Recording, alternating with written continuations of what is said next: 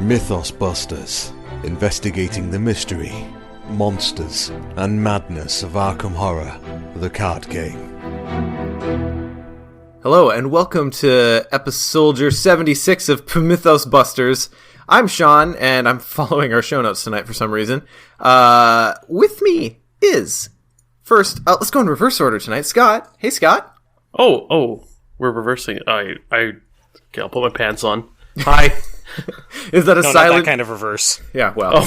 Okay, I'll take them back off. There you go. Get those things off.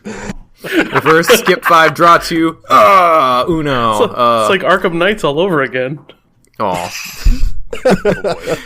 Joining as well is Ian. Hey, Ian. Hello. How are you?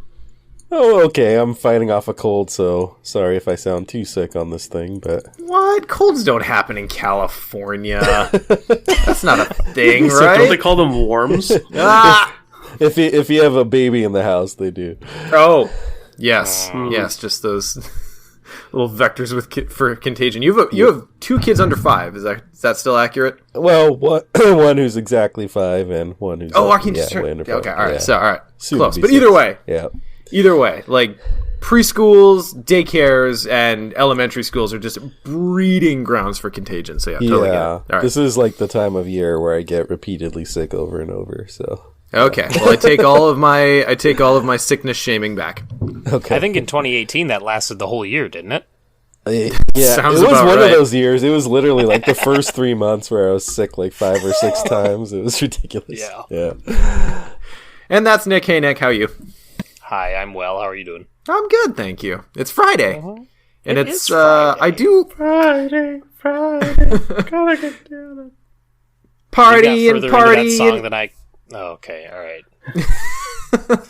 Looking forward to the weekend. all right. Okay, all right. All right. Seriously. It really, guys, I adore our Friday recordings because of this exact reason. So we've got Because we sing Friday? yes, yes, Oh, yes!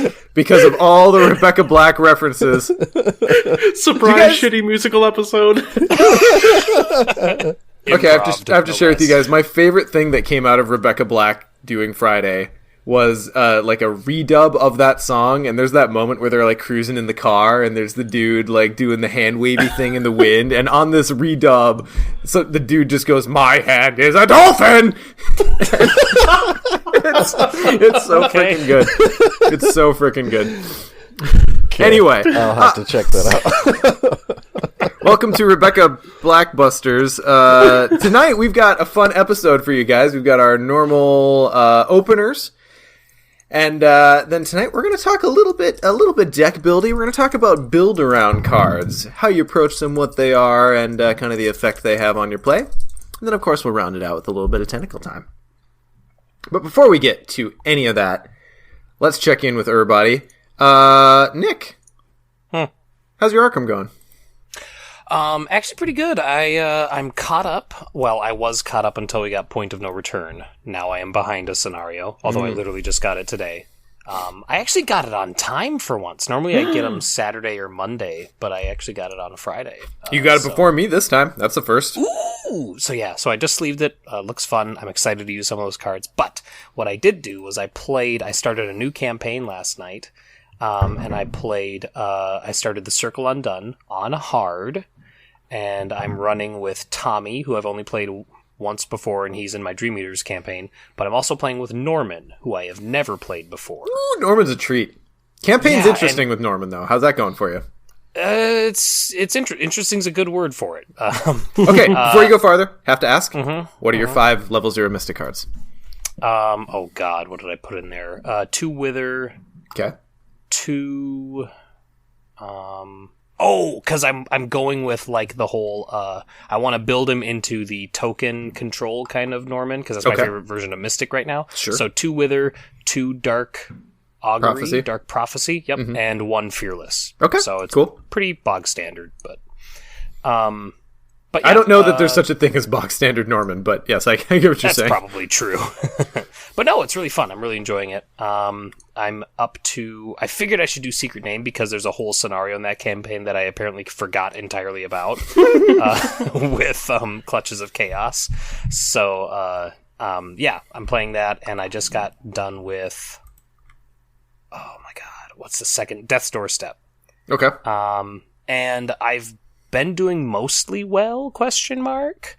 I was going into Witching Hour planning to clear the location of clues, but I could not get clue acceleration on Norman, and I had 2 dynamites and Tommy, so I was like, well, that problem's solved.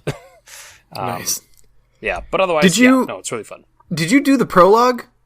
I ask because I'm curious. Yes. I don't know how I'm going to feel about the prologue. It's been a while since I played TCU. So you did it. So I did, and I was just talking to Scott about this before we started recording. I'm playing on hard for the first time in a while, and that prologue goes mighty fast on hard. I do not such that it's almost such that I don't think it's worth the time it takes to set up and tear down. So at least not playing solo. If I had one other person or 2 other people with me, it'd be different because then it'd be an experience for them. But for me, it was literally just like, this is a 40-minute endeavor just to get a couple of scenario, like campaign notes. So not my thing. Sure. But I haven't... It's an interesting beast. It is. And I thought about it as I was setting it up. I was like, oh, I should totally research online for someone who's found a way to randomize everything. But I don't, I don't know how accurate it is, those randomizers and everything like that. So, whatever. Yeah. Yeah. No, I get it. I mean, I roll like a D8, and that's how many things I find. And sure. Well, and I was also playing on hard, and I haven't played on hard for a while, so I kind of wanted to get my litmus test in, Well, that's understandable for sure. God, I have to imagine on the harder difficulties that becomes almost more of like a thought puzzle than it does on easy and standard. I'd have to imagine. It's or interesting you should mention that because we had Nick and I, like you said, Nick, we're talking about it before, and I said to Nick about my experiences with it on hard is if you're playing like 4-player or 2-player, you basically pick half the investigators you don't care about, and those investigators help you get the other half through. Yeah, in the whichever, so you just say your resources are now aimed at this person and helping them, and I don't care what happens to you. And that seems to work out okay, because if you try to help everybody, it's not going to work. Sure. So campaign rules allow you to drop in and drop out investigators between scenarios, right? Like add a 3rd player or remove a 3rd player. Yes, but they just come in at level 0. Yeah, as long as it's like a person. Like sure. Yeah. Well, as opposed to if you're going that route, then everybody's already cheating by playing 2-handed anyway. But you know what I mean. Would it? I wonder if the prologue would be more fun if I played 4-handed, and then just continued 2-handed like normal after that. I mean, you could. I've never tried it. I've never played the prologue with more than 2 characters. So it's an interesting idea. Clues. I'm gonna go ahead and doubt that you'll ever actually pull the trigger on that. Probably, because just doing it once with 2, I was like, I'm done with TCU for, now that I'm past that, I can do TCU once more and then be done until Return releases. Yep. If and when.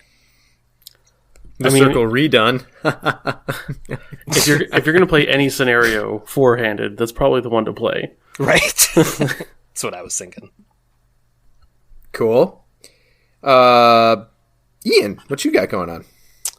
Well, I've been playing more Arkham lately, and which is good. In addition to kind of catching up all my campaigns and keeping them on track, I most recently started a Return to Carcosa campaign with Ashcan Pete. I think I mentioned a couple episodes again. I wanted to delve back into Ashcan and Joe Diamond as the pairing, and so far, I'm only one scenario in, but it's Curtain Call, which I find to be a pretty good barometer of how good your decks are. And I also played like a scenario of Dream Eaters with a pairing.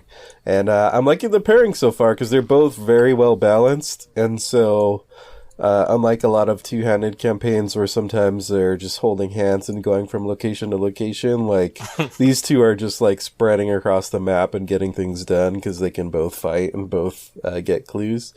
Nice. And Ashcan is different than any other build I've done because I'm doing like a Mystic Pete. All 5 of his off class are Mystic, and I'm using the Moonstone, which has been really good for Ashcan so far. I'm liking it more than I thought I would, because it gets his willpower up to 5, which is good with, like, I have Sixth Sense and Shriveling in there. So it's basically like if Duke is exhausted and you can't use him, then you have this backup. So Ashcan always has a way to fight or investigate. And then the Moonstone also boosts his agility, and I have a big man on campus boosting his agility, so he's evading for 5. So basically Ashcan can do it all at this point. Like, he can fight, he can investigate, he can evade. And the evade has been, like, I don't know, sometimes, like, as good as Ashcan can be, like, I've felt lukewarm on him, and just having that evade element, strangely, has, like, rounded him out in a really cool way. And then plus he's passing all the treacheries with his high willpower. So yeah, it's like a pretty simple build, but it feels like so well rounded that it's pretty powerful. That's really cool because every time I think about playing Ashcan, my brain just goes immediately to Desperate Duke and how much fun and how good that build was. And then I'm like, I already know that build, so I just put Ashcan. Rather than trying to come up with something new, I just put him away. So Mystic Ashcan sounds really cool. Yeah, that's exactly how it started, because I was like, I don't want to do Desperate Ashcan. Like, it's been done, I've tried it, like... But then I was looking at Moonstone, I was like, what can I do with this extra willpower? So, yeah, especially because if you're looking at, like, Sixth Sense, like, it's basically like a second Duke in a way for investigating. I mean, without the movement, obviously, but I just mean that, like, you're not stuck when Duke is exhausted. Like, he can just keep plowing away. And then on the other side, the Joe side, I'm experimenting with Practice Makes Perfect and some practice skills, which is interesting because what are your key practice skills? So the interesting thing about using it with Joe is he's Guardian Seeker and Vicious Blows practiced and Deduction is practice, which are the 2 best skills. Yes, exactly. So that's it. That's what made me look. I was like, that's interesting. And then I also brought in a couple of the neutral skills, which I tend not to use that much, but God, I can't even remember their names now, but Overpowered is practiced, and the intellect Manual equivalent. Dexterity, I think? No, no, it's innate. Investigation equivalent. I can't. Perception. Yeah, Perception is practiced as well.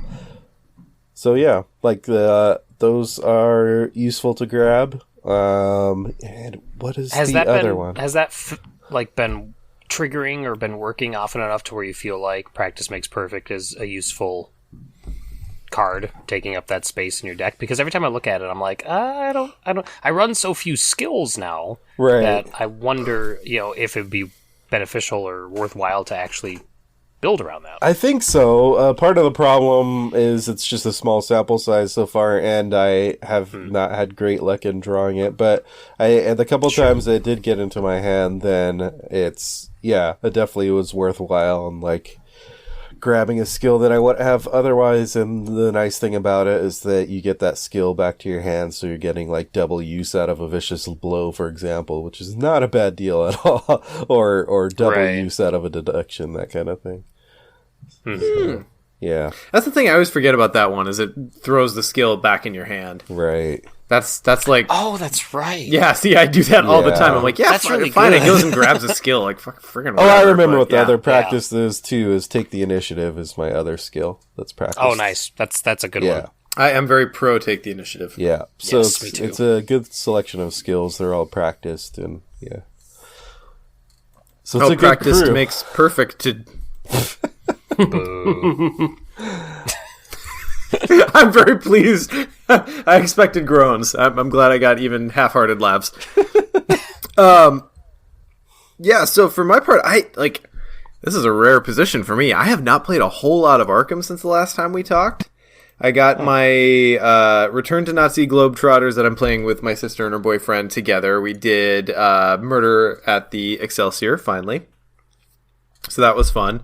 I'm still working on my dual Luke and Tommy in The Dream, and Rex and Tony. I had to really think about that one. Out in the Waking World campaign. Currently taking a side track into the Eternal Slumber or Guardians of the Abyss side scenarios, and it's going okay. Those are hard scenarios, even with the campaign bag. But so I think the only other thing of note that I've kind of done with Arkham lately, and Scott is the reason I went before you, because I think we're going to segue here, is last time we recorded, we started talking about, is it Daredevil? Or is it...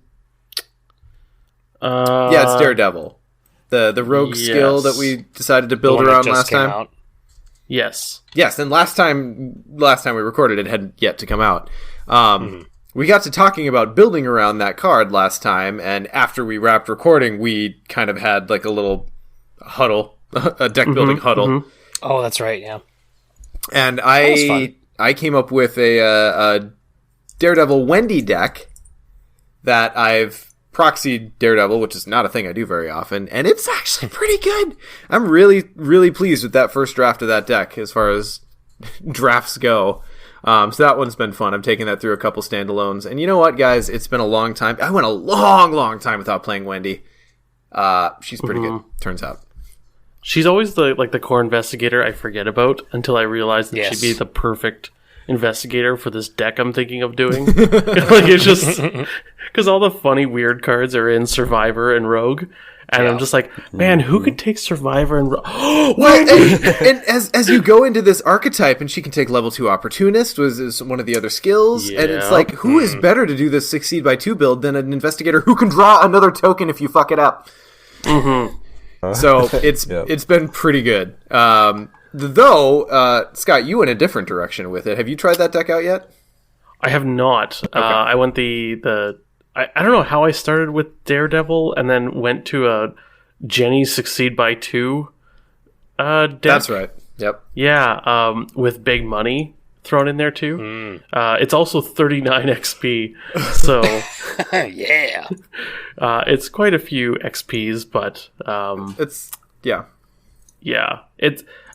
I'm going to build this one. I'm going down to a city a couple hours from me to hang out with some guys and play Arkham for a couple days. I will be building this deck and bringing it with me. Nice. So I will let you know probably next episode. Cool. But that one also led me into a 3 Aces Mandy deck. Because, where is it? The Practice Makes Perfect. 3 Aces is practiced. And so with Mandy, you can play Practice Makes Perfect, use her search ability to find 2, hopefully, skills, and then you grab 3 aces. They pop back into your hand after you finish the test. And then you're set up to hopefully get the 3rd ace, and then use the 3 aces. Oof. Nice. Oof. And then, I have to imagine that was slightly deliberate. That's a really good little... Yeah. And so Rogue Mandy, Best Mandy, right? Now it is. And you know it's funny too, because she can take how many rogue? It's 10. Up to 10? 10. So in the deck that I built, there's only 6. There's 3 easy mark, 3 aces. 3 aces, I guess. And now that you mentioned that, I have to amend. I did play a game of Dark Side of the Moon with Justin, where he got 3 aces to fire, and it's really cool.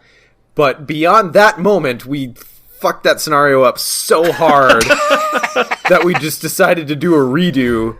Not because we were ashamed of our loss, but because we actually wanted to play the scenario next time. But 3 aces did fire. Yeah, so I played this 3 aces Mandy. I've tested it about 3 times. It's a standalone deck. It's 19 experience. And basically I started off with, how can I abuse the pendant of the Queen with the segments of Onyx, right? Like, how can I hopefully build that pendant 3 times before I cycle my deck? Because every time you use all of the things, it falls apart back into pieces, get shuffled back in your deck, right? So if you get your deck size down to like 15 and it falls apart, and then you rebuild it, and then you get your deck size down to like 5, and then it falls apart. Rook the shit out of yourself. Yeah, and so like 2 dream enhancing serums, and oh god, what else? There's extensive research, which is like, grab 2 clues, costs 1 less for each card in your hand. But if you have dream enhancing serum and you're running a lot of multiple copies of cards, like Easy Mark, like 3 Aces, like at one point my hand was 14 cards. Nice. It was. How often did you have to like count through it again and make sure you were counting the duplicates multiple. properly? Yeah. Because I actually had to sort my hand with I'd stack up the same cards. And it was ridiculous. I played a 40 experience big hand Daisy at Sean's place a few weeks ago, and I was running a similar build to that, and it was like, you're sitting at like 12 cards in hand, and you're like, okay, hey, hang on, like, does this one count? No, that one doesn't count. All right. And then like using Dream Serum, it's fun. Mm-hmm. So. Yeah, the other thing a campaign I have going on with BD Flory and Casey and Alex is, oh goodness, it's just a crapshoot of people. It's Min and the athlete survivor Rita. There we go. Thanks. I'm playing Tony, Tink Tank Tony, and we've got a gym, and we were playing. Got him. The scenario with the 20 test. God, I sound like a blubbering Union idiot. Dissolution. Union Dissolution. Yep. Okay. We literally just talked about this. Yeah, I know, right before the show. So we were playing on hard, and we had all the things shut off except for the last test. And we had survived. We got to the last location. All we had to do was survive the Mythos phase. Ancient Evils. And we had it set up so that we were passing that test, like, unless we drew the tentacle, it was getting passed. And even if we drew the tentacle, I'm pretty sure we could have made a good shot at taking it again. And we were just so close, and I just almost flipped my actual computer table. So. Yeah. Those moments. And I don't think we had the puzzle box either. So. That's... well, you know what? If you're using the puzzle box properly, it's cool. Mm-hmm. Although, God, I suppose you guys are probably playing on hard, aren't you? Oh, yes, yeah. Yeah, you want the puzzle box. That's too bad. Well, our scenario for the greater good didn't go swimmingly. So. Yeah. What, on hard? You just... Imagine that. It was going well, and I forget how it fell apart, but near the end, it was just like, oh yeah, we got 0 ghosts were busted as well. In... Wages of Sin. The Wages of Sin, yeah. Like, I had to resign, 4 or 5 turns in, I think. I've only played that scenario true solo, and I still... Wages of Sin, and I still am like, there's too much to do. Like, true solo, I can get, 1, and then I just get bogged down. So I can't imagine how crazy that map gets in 4-player. It doesn't get too crazy, but it's just, I don't know what it is. It's kind of like... You know how Jazz Mulligan always goes to the bottom of the encounter deck? Those ghosts always line up completely opposite side of the map of where they need to get. They're terrible for that, aren't they? Every single damn time. Yeah. And my Tony deck was a complete, like Casey's saying in chat, total glass cannon. Oh. It just, I forget what happened, but it was just I drew tentacles on a couple willpower tests, and I was just tanking through my soaks. It was 4 or 5 turns in, and I was 1 health and 1 damage away, or 1 health, 1 sanity away from being killed. And I was like, I gotta resign, guys. Sorry. So, yeah, that's been my Arkham. Yeah, Arkham's gonna Arkham. Mm-hmm. Well, fun. All right, so wow, that was a solid recap. We went 30 minutes of check-in. Good thing there's no news. I know, right? Yeah. So, Ian. Yes? What we got going on the patron front? Alrighty, so first off, thanks as always to our board members, Chris B, Chris H, and Chris U. That's our conglomeration of Chris's. Morton, Jared, Ian, Kyle, Philip, Dave, Abilio, Nathan, Chad, and Robert. Thanks so much for being members of our board and giving us your crucial support. Special shout out to a random patron this time around is to Pontus Peterson. Thank you, Pontus, for supporting us.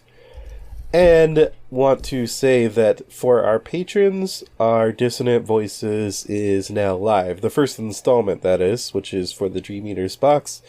And if you don't know what Dissonant Voices is, this is a series where we're recording the campaign text with our lovely voices, and so that you're able to listen to those instead of, just having to read the text. So, we will have more Dissonant Voices installments coming for the Mythos packs of Dream Eaters very, very soon, or so I'm being promised in the show notes right now. I'm working on the search for Kadath, and here's the thing, is I took on the hardest one first, so that took forever, but now that I know what I'm doing, the Mythos packs are going to come out faster, and you guys are also kind of working on stuff in the background once we can kind of get the process down, right? Mm-hmm. Yes, I am. Yes. I'm pretty close to being done the core set in completion, and I've started kind of working my way through Carcosa as well. So, excellent. I have Dunwich recorded through Blood on the Altar. Woo! And I'm So- through Oh, Boundary yeah. Beyond for And it's now. one of Also, those- Sean, I like how you real quick. I like how you say that you picked the hardest one off the bat. Not only did you picked the hardest one, and then with Circle Undone, and then when a harder campaign was released, you decided to switch and take that. You're not wrong. That's exactly what happened.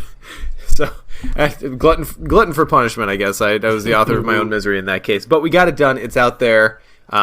Reception has been good.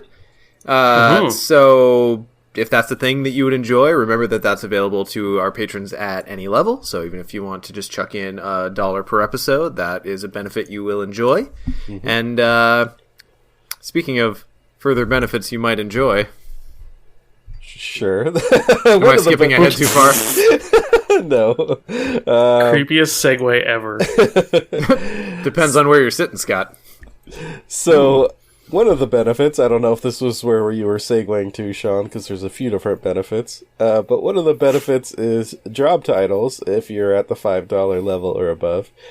So we do have a new patron at that level, Carl Anderson, and Carl Anderson is going to be occupying the key job title of Armor of Ardennes Polisher, because it needs to be shiny and new at all times to work properly. It's Get on that. It's really dusty. I was about to say, it's a super cushy job because no one ever uses the armor. So But we check it. Yeah, So but if you polish it once, put it in a shadow box, you're probably good. It's all about standards in the Mythos Busters offices.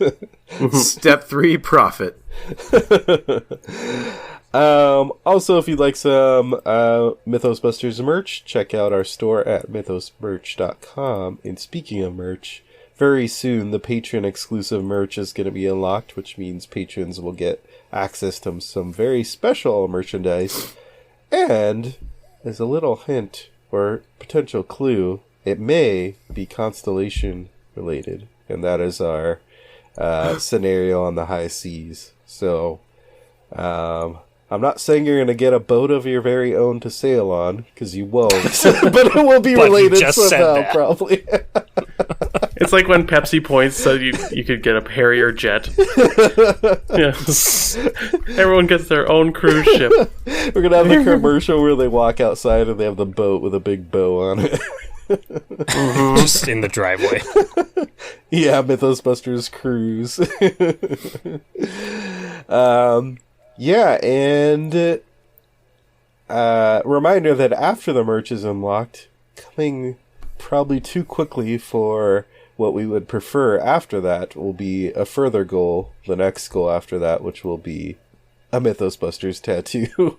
One or more of the hosts getting a Mythos Busters tattoo. So, if you want to see that happen, then it's Well, possible. it's not just the tattoo. We're going to document that shit. Oh yeah, for sure. Pretty sure I've already got Justin on the hook to come and film me as it's happening. So if you want to see us in pain as we get a Lovecraft-themed tattoo... I've heard that he has like an alarm set up for as soon as we hit that Patreon level, his phone goes off to wake him up or get him, shake him out of whatever he's going to do. It's like when you're expecting a baby, like he's ready. He's just ready to go. He's got a go bag. Drives Yeah, over to, exactly. It's like 2 a.m., drives over to your house, starts throwing rocks at your window. Sean! Sean! Yeah, Sean. I know this 24-hour tattoo parlor. I think Justin is just gonna bag Sean. Like Sean's gonna walk out his door to go to work, and Justin's gonna come up behind him and throw a bag over his head. Big burlap sack. Joke's on you guys. I work from home. He'll find a way. He'll wait for you to let the dog out. Yeah. Rappel down the side of his house, bust through the window. Feet first. Yeah. Love it. All right, and then I think the last thing maybe we wanted to mention, Ian, you're a little bit closer to this than I am. So last month we pledged that any profit from purchases in our merch store would go toward the Australia relief toward the fires and everything that's going on there. And we recently actually made that donation. Yeah, I was able to send off the money to the NSW Rural Fire Service to help in their firefighting efforts.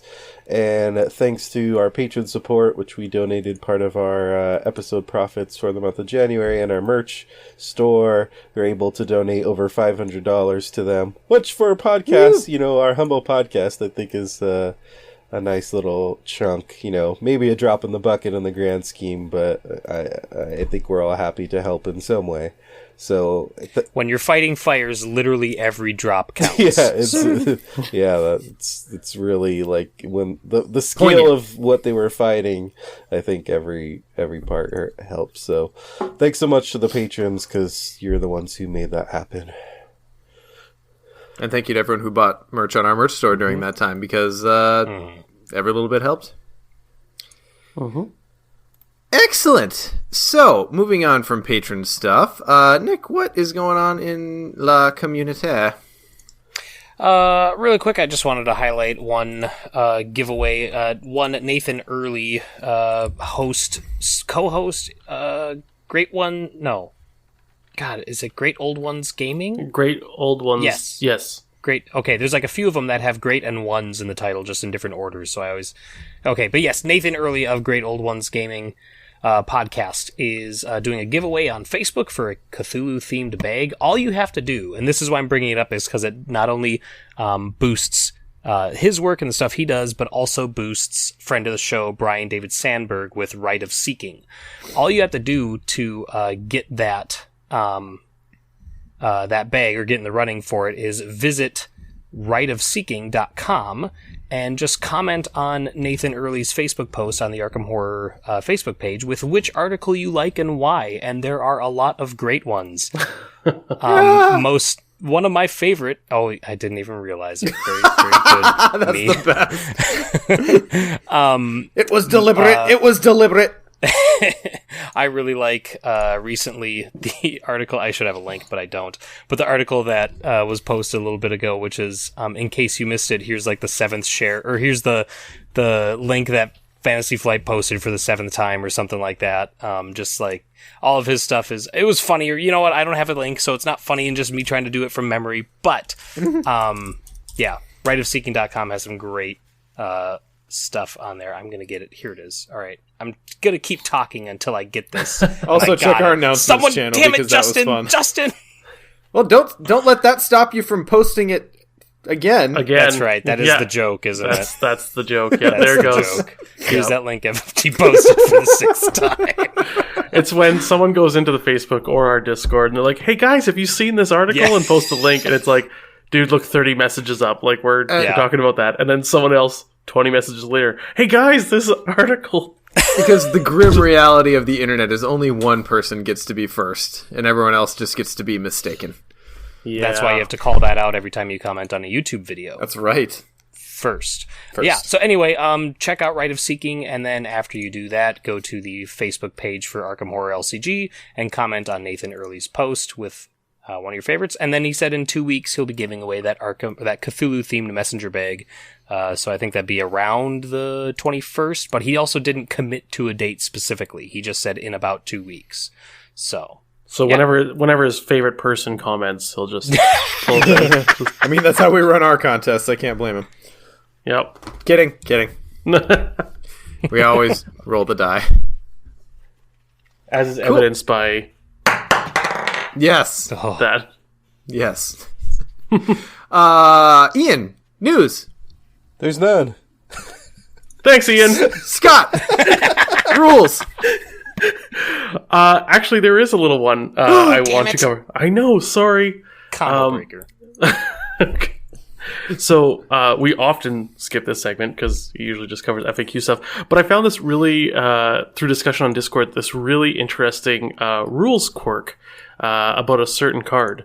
And Sean, did you know that potentially Guardian has the best encounter card cancel card in the game currently? Is it Fool Me Once? Nope. It is a level 0 card called First Watch. It doesn't cancel though, does it?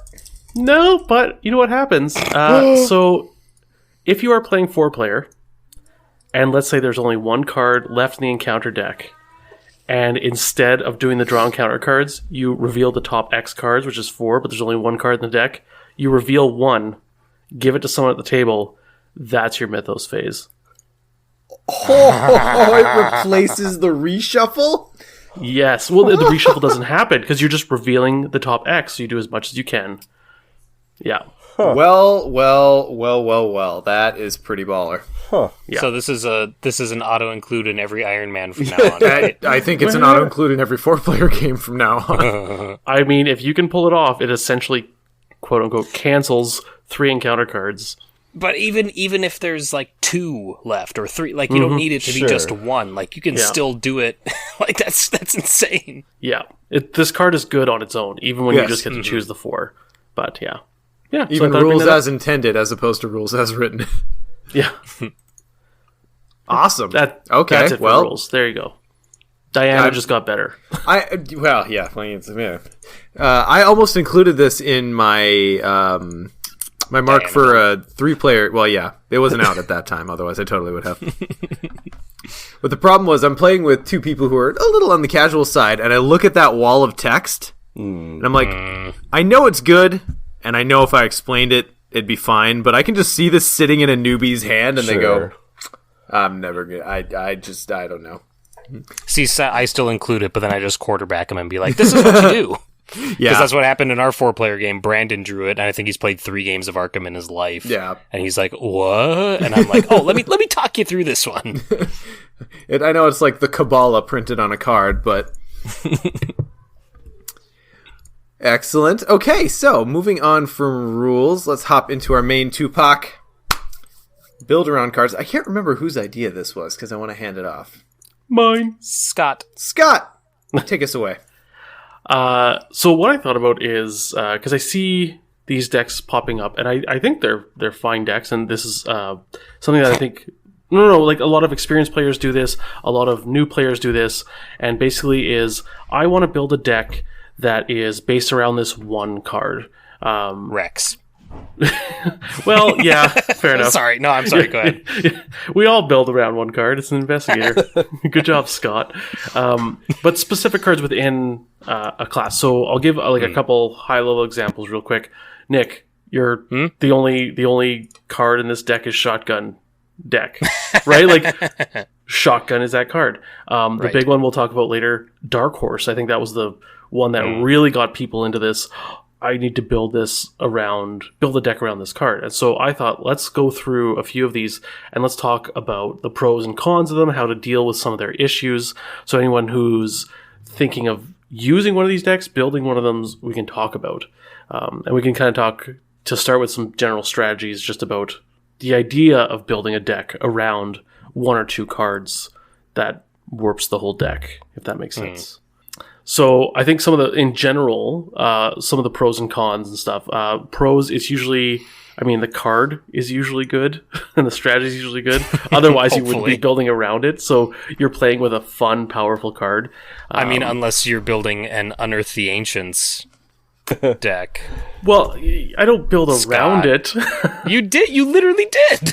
No, it's a good card to include in a 30-card deck.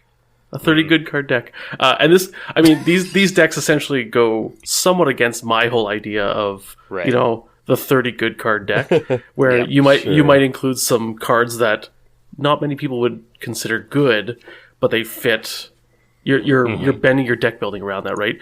And when these decks work, they work fantastically, right? Like, Nick, when you get that shotgun out and it's got well maintained and reliable and extra ammo and all this stuff, like you're just blasting rats to Timbuktu. They turn them into a fine red mist. Yeah. Although I could think of some cards that I would consider like you have to build around them, but they still might not be that great. Like, say, a Springfield, like you absolutely have to build around that card, right? You have to build around that, yeah. But we just call those non-bows. I mean, they would definitely warp your deck if you want to build around them. It's just that most people choose not to inflict that pain on themselves. Mm-hmm. I think it goes without saying, like, a good build-around card has to be a good card to start with before you want to warp your deck around it. Yes. But, I mean, I did bring my Springfield deck to Arkham Knights, so... Well, and one of the interesting things about this game is that so many of these build-around cards aren't level 0. And we've talked about this multiple times as new cards have come out and kind of have inspired deck archetypes where, like, you want to build around this card and that's what your deck is about, but you don't get it for, like, game 1 or maybe even game 2. And it adds a whole new layer of iffiness, I suppose, to a player's want to build around weird cards. Because you're playing what is probably a suboptimal deck at the start with a hope that you're going to get what you need to purchase that build-around card. Also, too, it should be important to note that while build-around cards are often good, not all good cards are build-around cards. Some of the best cards that we play with are universally good, like Dr. Milan or Elusive or Machete. These are cards that don't ask anything extra of you and are just good on their own. You just read the taboo. You just read the taboo list. I just read. We call those good stuff cards. Yeah. I think, going back for a second to the XP point, I think that's interesting too, because if some of your build around pieces, like the pieces that you're including to facilitate that card, if those are also XP, then and we're gonna maybe get into the cons in a second, then that's affecting like how quickly, like in campaign terms, you can get this whole like deck working.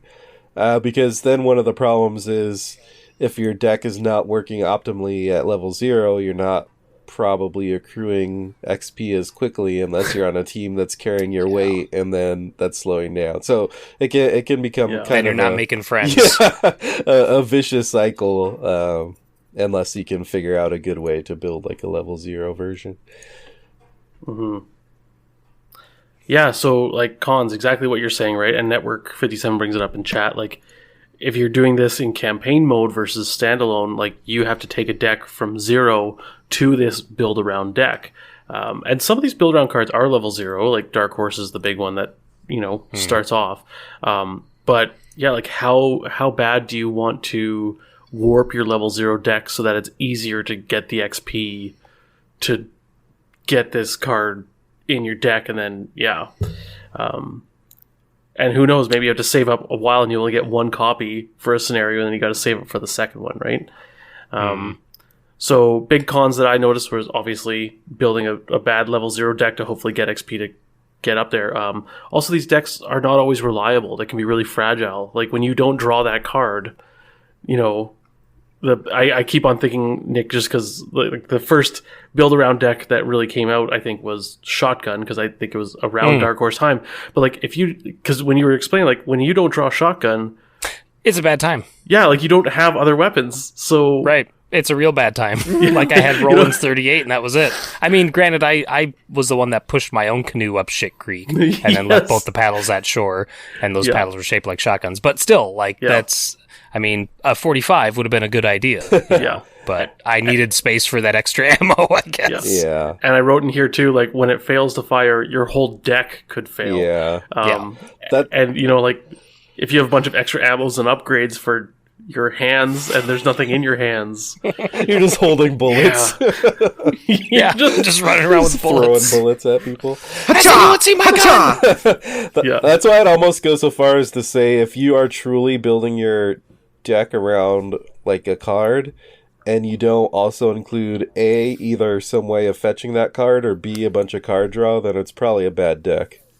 Because it's not going to be reliable enough. Like 2 out of 30. Well, and a good thing to do, and I know we talked about this when we discussed leveling up, and like how, like what choices we make and what kind of philosophy guides our level up process, and for me that has largely been unchanged. But if you know what the deck should look like at its end, then try and include level zeros that fill the same roles as what you're trying to do later. So like if you're doing shotgun, like if that's your whole thing, and assuming like, this is more for campaign mode and not really for standalone, but try and have a big weapon that takes 2 hands at the beginning, like use the 45 Thompson, or you bring the Winchester along maybe, or something like that. So it's not going to work the same, but it's going to be simple enough, or not simple, but it's going to be close enough to what that end, rather than just like throwing 45s and machetes and everything. Like, try and build it so that you're like, okay, when I get the experience, I'll take out this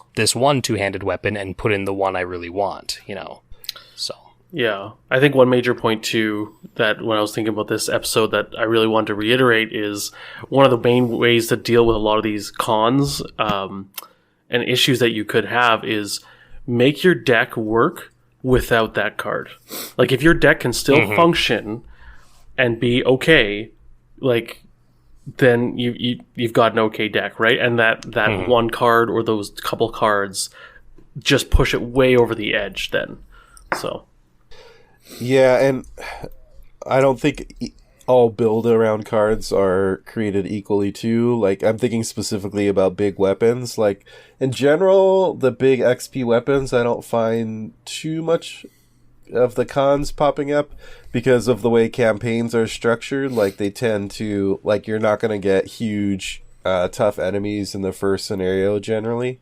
And so this campaigns kind of ramp up to get like tougher boss enemies as you go along, and by that point you've gotten the XP for, like, for example, if I'm trying to build to my flamethrower Mark, like Mark's fine scenario 1 level 0, you know, he has level 0 weapons, he's gonna kill anything, it's not a big deal, and then he'll get his there are weapon very easy stopgaps for weapons specifically. There's lots of alternatives that are just fine until you can get there. But if you're building around Dark Horse, there's not too many things that kind of... Well, I mean, that's level 0, so it's a terrible example, but... If you don't draw it, then you might not have a good alternative, yeah. Well, let's jump into... The first one we have up here is Guardian, and one of the top ones is Flamethrower / Shotgun / Big Weapon. So... Well, and I think of the big weapons, because I don't think they all are build-around cards. Like, if you're running the bar, I wouldn't call that a build-around card, because that's just a good weapon. Sure. Because sometimes the bar runs you. Sure. But something like the flame... Less so the shotgun, but more so the flamethrower, because the flamethrower, it asks specific tasks of you.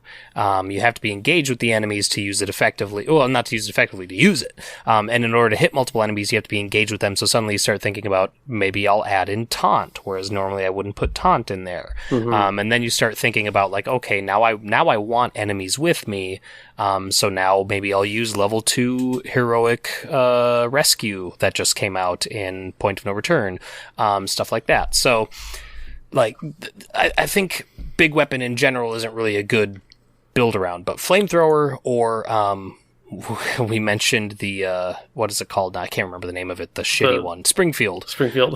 Yeah, but that's crap. So if you build around that, you're building a bad deck. So, but like those are cards that require you or ask you to modify your what you would normally include in order to get the most out of them.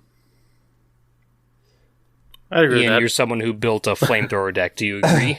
Yeah, I do. I think the flamethrower is probably the most build-aroundy of the big Guardian weapons. Maybe shotgun, because of the limited ammo. You have to do some work if you want to keep it going. But, like, because the thing is, the flamethrower can work fine if you just stick a flamethrower in a Guardian deck.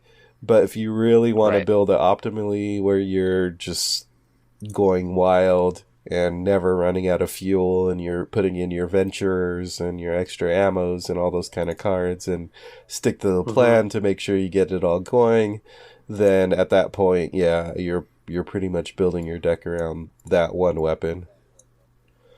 And I think this goes to say, too, when we're talking about Guardian, about stick to the plan. I wouldn't say stick to the plan is a build-around card, but I think it makes build-around decks a lot easier to run. Because you can grab a couple cards that you want near the beginning to hopefully get that card or that couple of cards up. You get your combo running more reliably.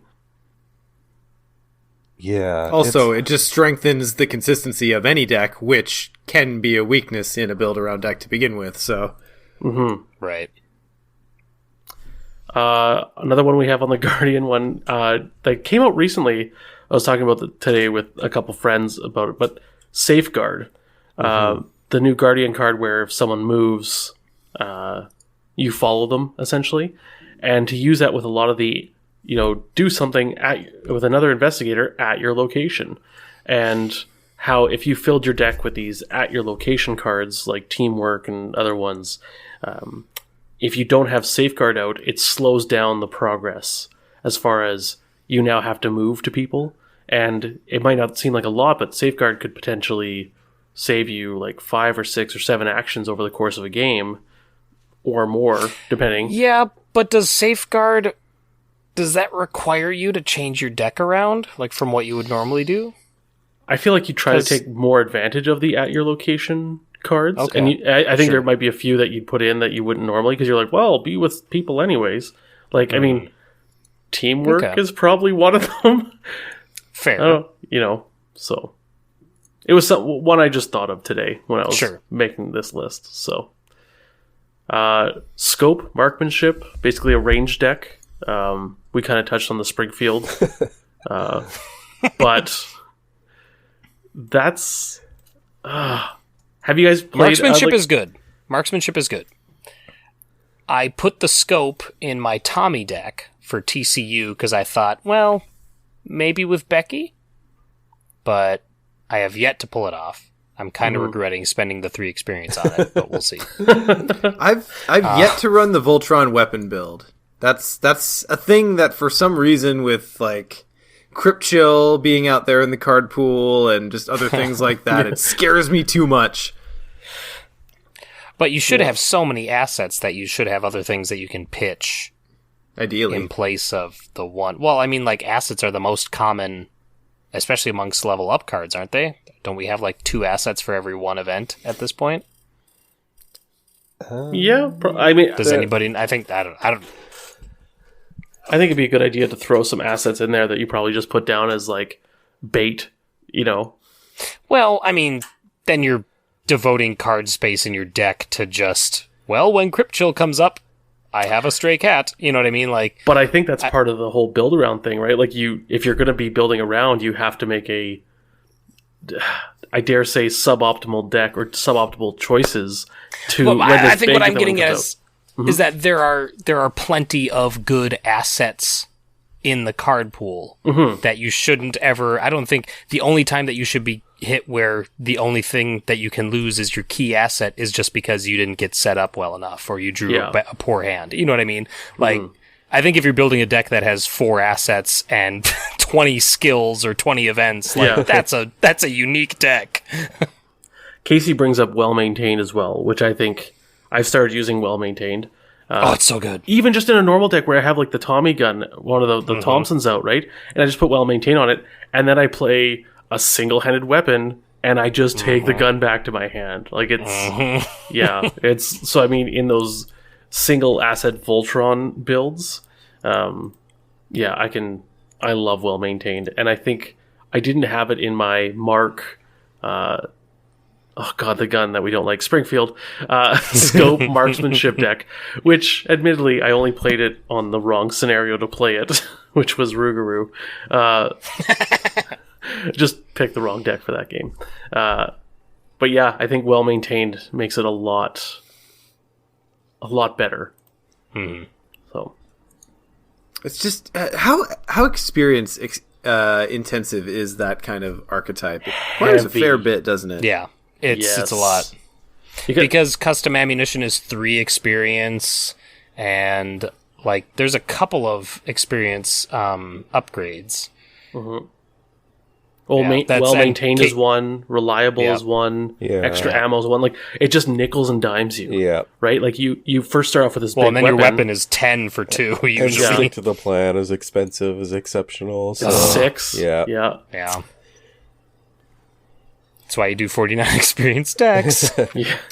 You kind of that's the other thing about the Voltron build is it gets expensive really fast.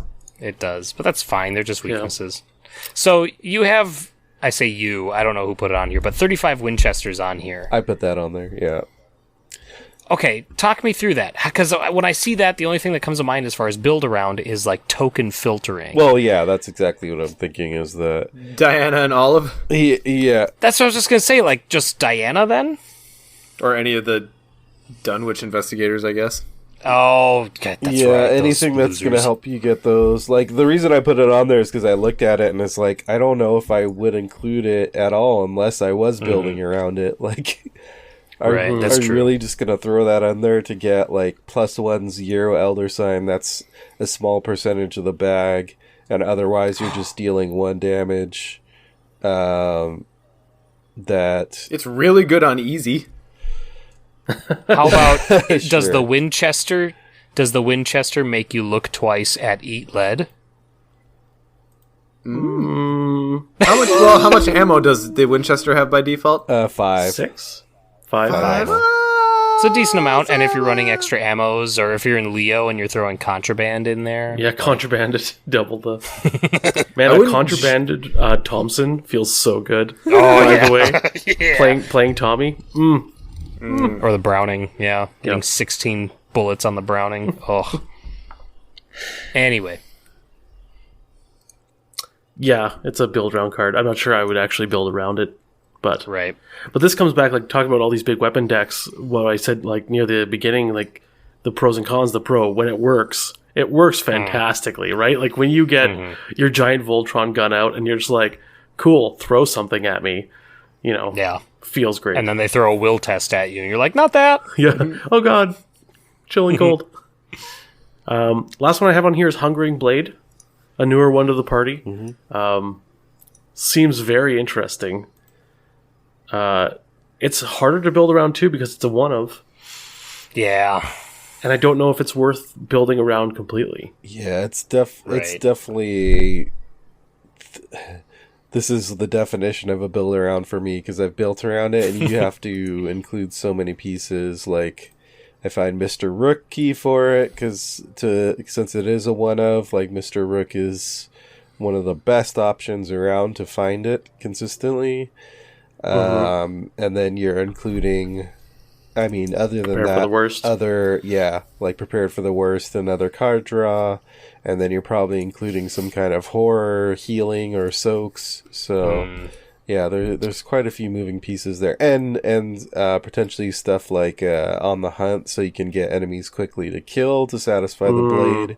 So, yeah, there's a lot of pieces that go into it. But on the plus side, it's not all of those pieces. Most of them that I mentioned are level 0. So not a very XP intensive build.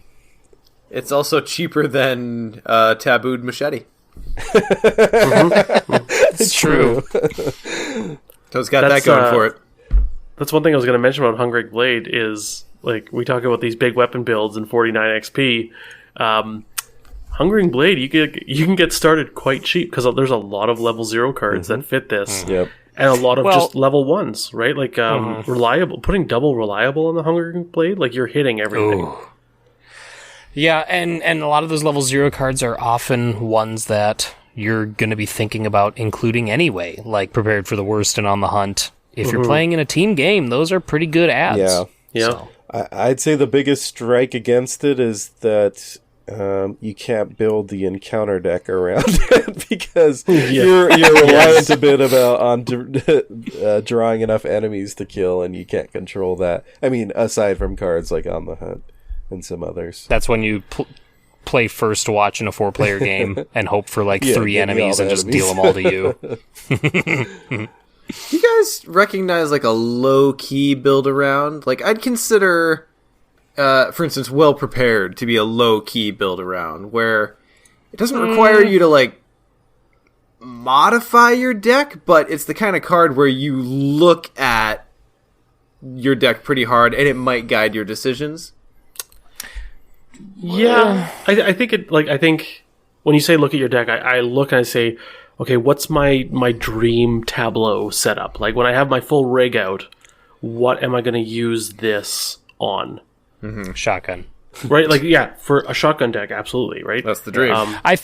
I think it's like because I put Stick to the Plan on there originally, and then I took it off while we were recording because I don't put Stick to the Plan on every Guardian deck simply because when I get to 6 experience, the first thing I do is I look at Stick to the Plan, and then I go, okay, how many supply and tactics cards do I have in my deck? Oh, I have fewer than 3. I'm not going to take Stick to the Plan.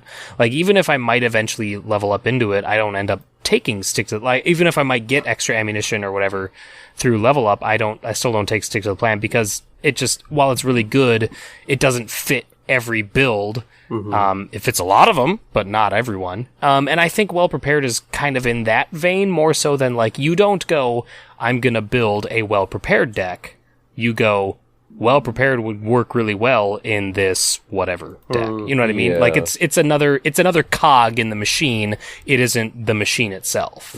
Those cards are kind of like, I don't know, I would call them dependent cards. Like, they're dependent on, I will include this card, well Prepared, for example, if I have this kind of other piece in there, which is an asset with good icons. And if not, then I won't include it. So it's not like a card that can just slot in there. It's kind of dependent on what else is in your deck, whether it goes in or not. Kind of the build that's around that card, perhaps? But I will say that Well Prepared with... oh God, what's the name of it? The Seeker Mercenary... with the Mercenary skill, the upgraded Mercenary assets. Hyper awareness and physical training in Roland with Well Prepared is amazing. That's pretty solid. That covers everything you need. All right. Moving on to Seeker. One of the ones that first jumped out to me when I was thinking of this is the deck that Sean, it was your brainchild, and we've worked. After you built like kind of the first one, I was like, oh, let me take a swing at it. And then we've kind of bounced ideas off each other. Is Min and Analytical Mind for Cerebral Min. I highlighted this because we made a joke probably about 20 minutes ago that build-around cards are investigators, because you have to build around them. So win me over on this, because I see that and I think this is angry ground fruit when I see this. I completely understand what you're saying, Nick. I think I agree with Scott, though, because this is a very specific genre of Min build. It's not just building around Min, it's building around that signature with Min's abilities specifically. And the idea, like, you want to find Analytical Mind as quickly as you can, like, and then hunker down. Card. And including cards such as Barricade, which, let's be honest... In a pre-Luke world. Yeah, like this deck is one of the weirdest decks I've built because there's so many cards in it. I'm like, this card isn't very good in a lot of situations, but when I'm stuck in a room with only myself and, can throw cards out of this room, it makes sense. And this deck, the other thing about it is in a lot of versions, I think, Sean, you can attest this, like, there's not, like, a lot of magnifying glasses or deductions. Well, there's deductions, but, like, a fingerprint kit wouldn't be in there. You probably won't have a the Hawkeye folding camera. Like, it's not a typical Seeker build. It's a Min gets in a corner with her analytical mind and then just throws cards across the board. That, and it's the kind of build that you only want to bring into a specific context, like 4-player. 4-player. Yes. Yes. But then by that reckoning, wouldn't every investigator be a build around? Because they all, for the most part, maybe Mark doesn't, but they all have some wacky offshoot weird thing that you can try and do with them. Like, for instance, playing a Roland deck where the whole crux of the deck is to throw clues back on your location to get the buffs that you get from cards that trigger off of that, and then just scoop them back up with Calling in Favors and Art Student and stuff like that. Like, doesn't every or most every investigator have that? So wouldn't that just mean every investigator's a build around? Yes, No. you're not wrong. Fight! I think because it's depending on analytical mind. Yeah, That's I think the thing. it's specifically that it's the signature card and not specifically the investigator's ability. Like That it's kinda not makes the Min difference. we're building around. We're building around analytical mind. Like Roland, it's his ability to pick up clues when he kills things. Right? Well, That and you're- it's also his gun, because his gun is shit unless there's a clue there. Yeah. And yeah, Oh, anyway, his gun's a I cheap suppose- 45. You're right, Casey. It's fine. Yeah, it's a cheap 45, fine. but it's so much better when there's a clue there. It's literally 3 times better, or 2 times, 3 times, 300%, 300% better. Judges? I think the thing here though is like when you don't have analytical mind and you can't get set up, this deck is trash. Sure. Whereas Roland still does. I assume you have other weapons than his 45. You know what I mean? Well, right. The 45 isn't the point. The point is that it's there's all these secret cards that trigger off of clues at your location, and there are other cards that let you throw clues down to get a benefit, like Malison, for instance. Anyway. All right, agree to disagree. Okay. No. I was just going to say, like, if you're throwing it as analytical mind as your build around, then yes, I will concede that counts. I think it's a weird gray area because unlike all other build around cards we'll talk about, your signature, you don't have a choice. It has to go in your deck. Right. But yeah. the difference is, like, I guess what can potentially make it a build around card is whether you actually build around it or if it's just there and sure. shows up. Like, even I'm thinking about, let's say, Ashcan and Duke. Like, you can play Ashcan and Duke and just use Duke normally, but you're not necessarily including any cards that are kind of help Duke do his thing. But I have also built Ashcan decks where I'm including a bunch of cards to ready Duke, cards to buff Duke and give him more health and sanity, cards to those kind of things. So maybe not the Voltron best Duke. example, but it's kind of like how you treat the signature maybe determines whether it's a build around Sure. card. So then in Agnes, every deck is a Heirloom of Hyperborea signature or build around deck because you're literally trying to construct a good deck around that piece of shit that's We sitting just call there. that losing. Yes.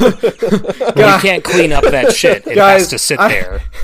Nick, I know you're going for a joke, and I appreciate it. I played Heirloom of Hyperborea in my Excelsior play because I was playing Agnes. Like, hopeful.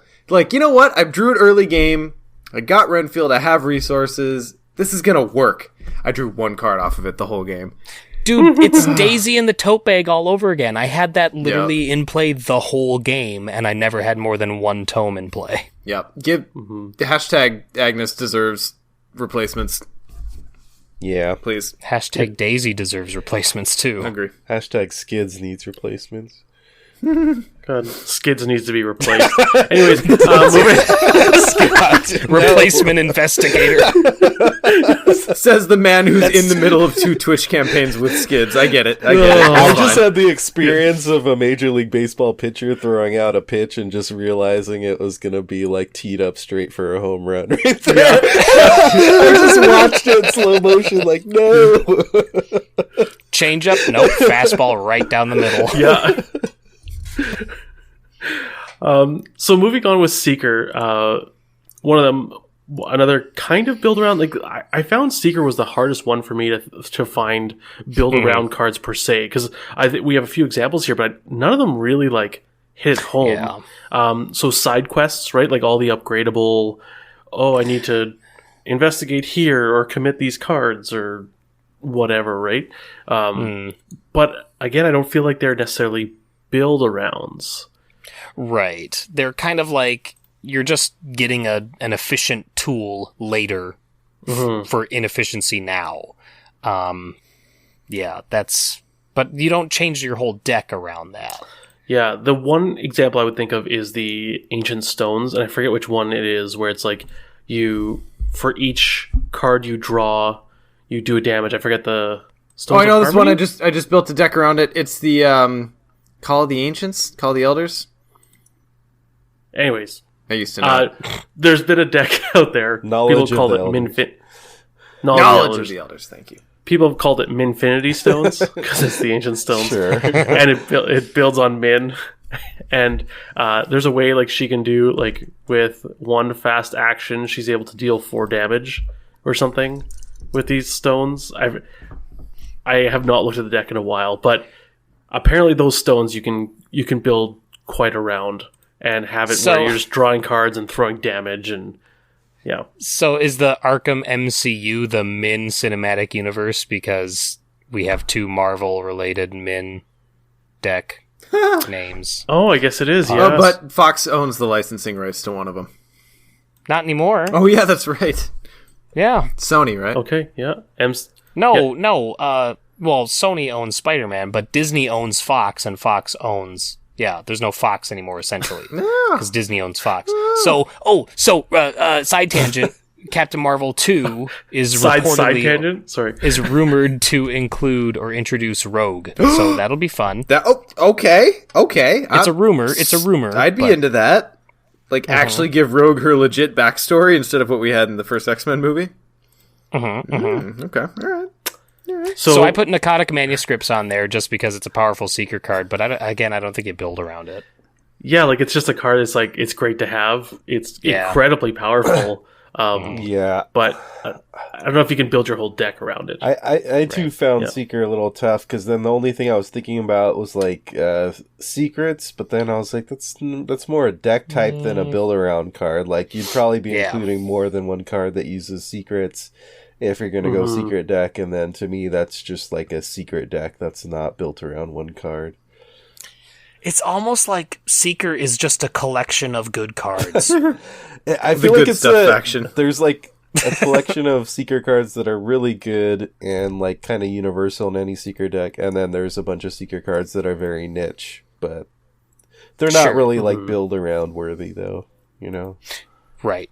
Because they're usually like the cheap little facilitators. Right. Stuff like Vantage Point and Unearth the Ancients. And, exactly. But you can easily make any Seeker deck. You could build a Seeker deck that's 30 Seeker cards and put it into pretty much any Seeker that there is, and it would just be good. Yes. I do love that we didn't get a single Seeker in our Chaos spread.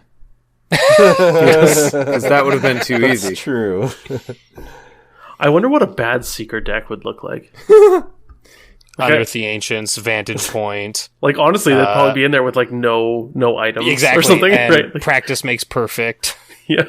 And all these cards that target something but don't have a target. Yeah. No practice skills.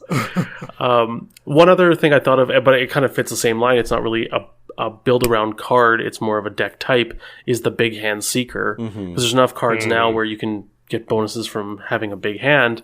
But again, it's not like there's one card that you build that around. Right. Well, higher ed. Well, higher ed, but I mean, like, you can do higher ed without building around it. That's just what Seekers do, right? Right. Like, that's again just a good card. Yeah.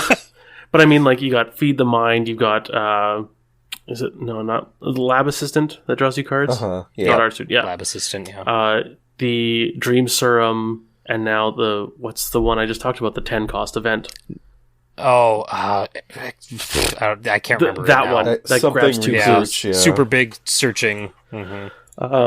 Yeah, so like there's that big hand, but there's not really Yeah. Yeah. I don't know. The other one I was thinking of, and then I changed my mind, was Dr. Ellie, and thinking like, you could build around her and include a bunch of relics, but I've built that deck and it's not that great because I feel like the relics are so disparate that they're all doing very different things.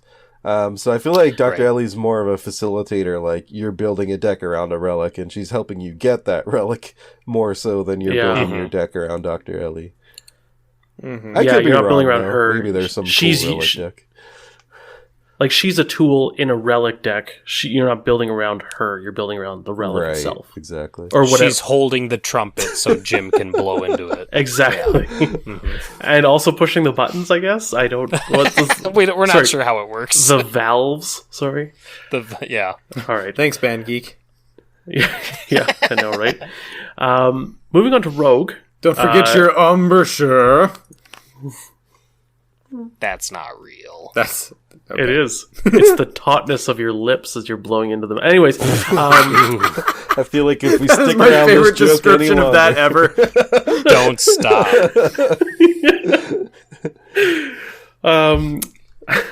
Louie Armstrong was known for having a very unique embouchure.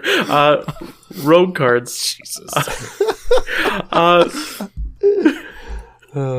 Chicago. Unique Embouchure was the name of my punk ska band in high school.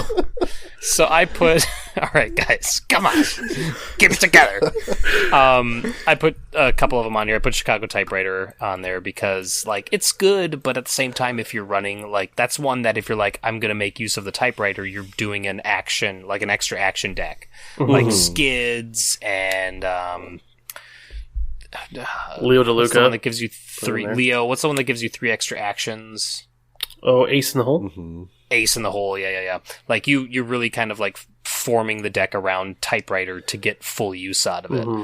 Crystallizer of Dreams, because it's so event-heavy, like, event-focused. Yeah. Like, suddenly you're like, okay, not only what events am I going to want to play, but which ones have icons that I'm going to want to, get double use out of. Yeah, you kind of have when you're playing building Crystallizer, you have to like every card you're running through the icons and making a lot of decisions based around that. So it's kind of an ultimate build around card for me.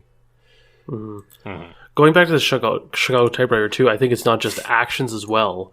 Is you're also building up ammo, right? Like if you're going to be using this gun, you honestly Skids might be one of the best ones for it because you can get. I think he is the best. Yeah, you can get Leo DeLuca. You have his ability to get an extra action. You have access to extra ammo, custom ammo as well. Is that? Yep. No, custom ammo is 3 It's three. screens. But contraband, upgraded contraband, right? Like you can load up a Chicago Typewriter Venture. and then just literally kill anything. Yeah, Venture as well, right? And you can also get another one that's on this list, Borrowed Time, which the Skids Chicago Typewriter Borrowed Time deck is really fun. Like, if you get all those pieces out, it's really fun. Yeah. Yeah, the thing about Chicago Typewriter for me is, unlike some of the other big weapons, it's not like one that you just drop in. Like, if you're going to include it, you need to build around it to get your XP's worth. Like you don't just throw it into any rogue deck. Like you might as well just go if you're just going to throw it into any deck, you might as well throw in the Thompson. Is probably a better one, right? Like especially because like most rogues, if you're leaving Tony off the table, are not like as high a base attack as like Guardians. So like in order to get your combat where it needs to be, you're going to need to be spending those actions, and so yeah, you need the extra actions to make it worthwhile. Yeah. Yeah, Skids is definitely the best. Holy moly. I'm just thinking of skills and everything, Double. Sure. I could definitely see people building around this. Like, again, maybe combining it with Crystallizer of Dreams based on the events you're playing. It's expensive for what it does. But... Yeah, like the reason I added this one is because, like, on the one hand, like if taking Scott's 30 good card theory, like any events in your deck should be good enough that you would want to play them again.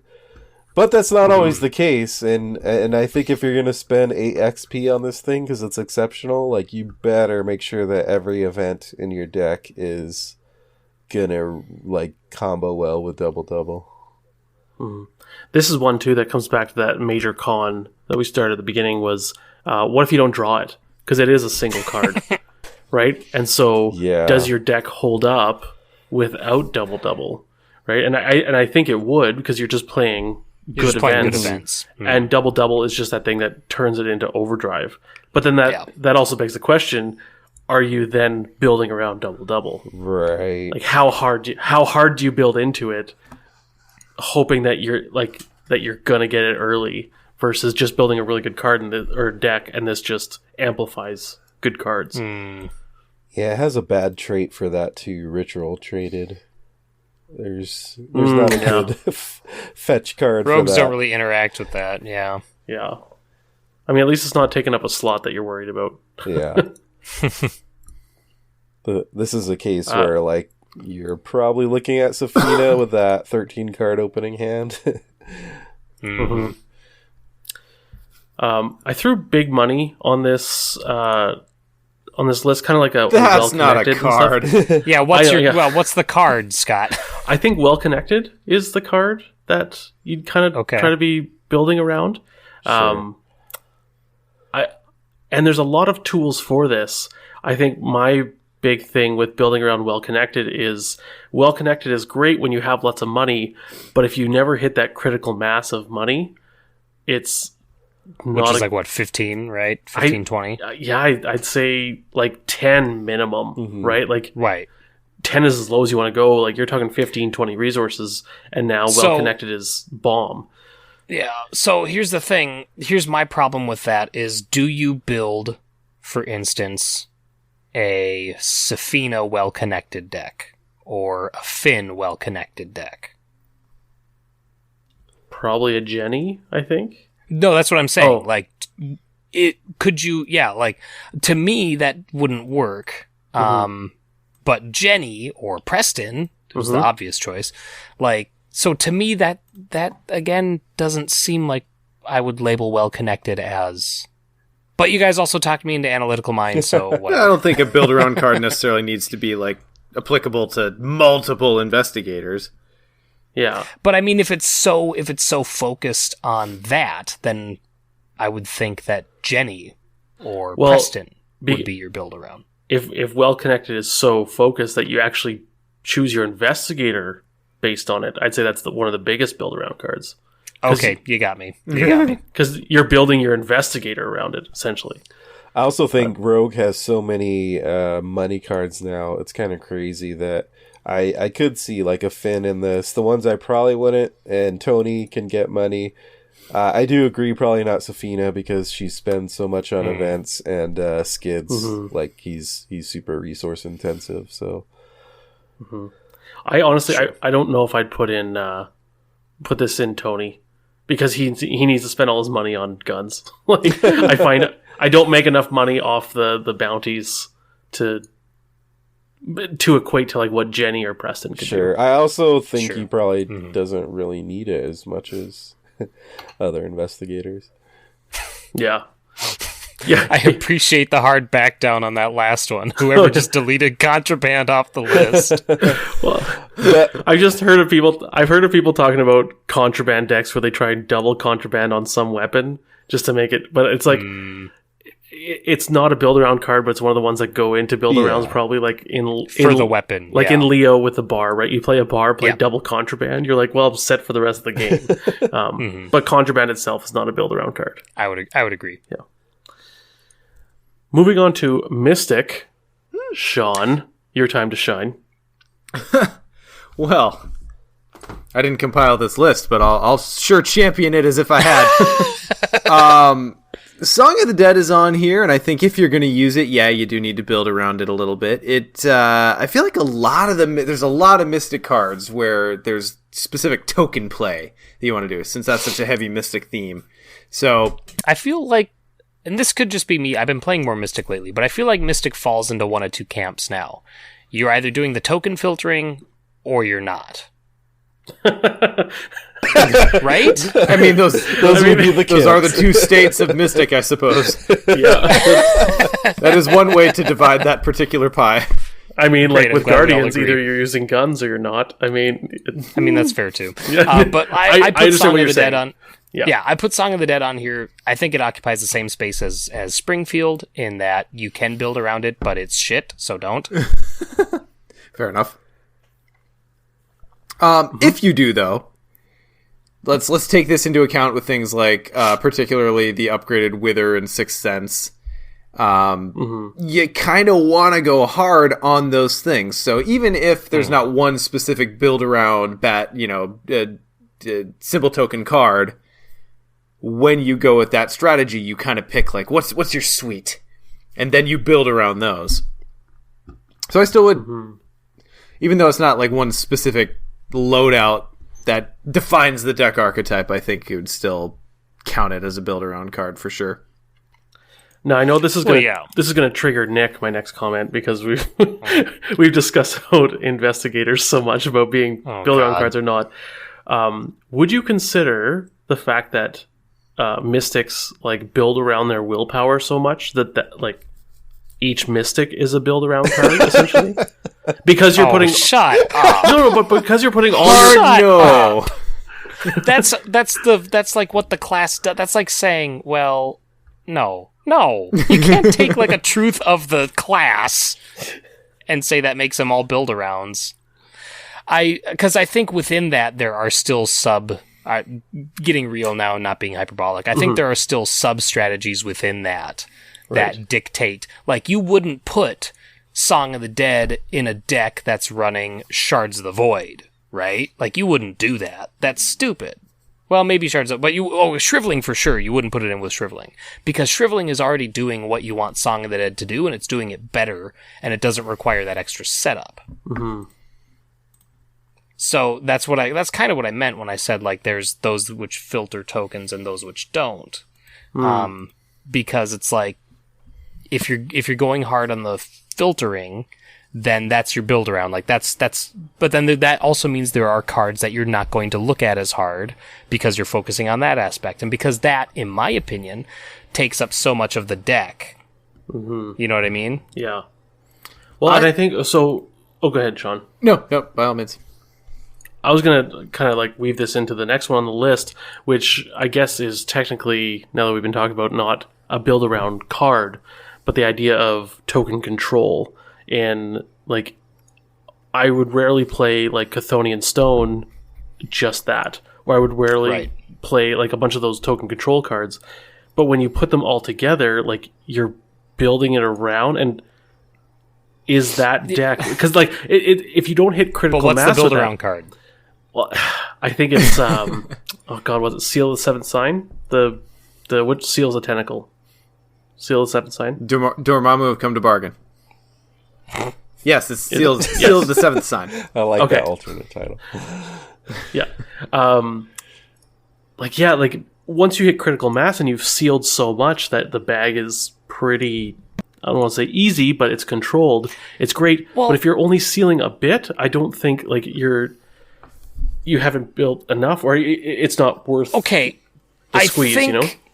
I agree. I think that is like, we're talking about single cards that you adjust your whole deck to make work. We're not talking about all-in strategies. You know what I Yeah, mean? that's fair.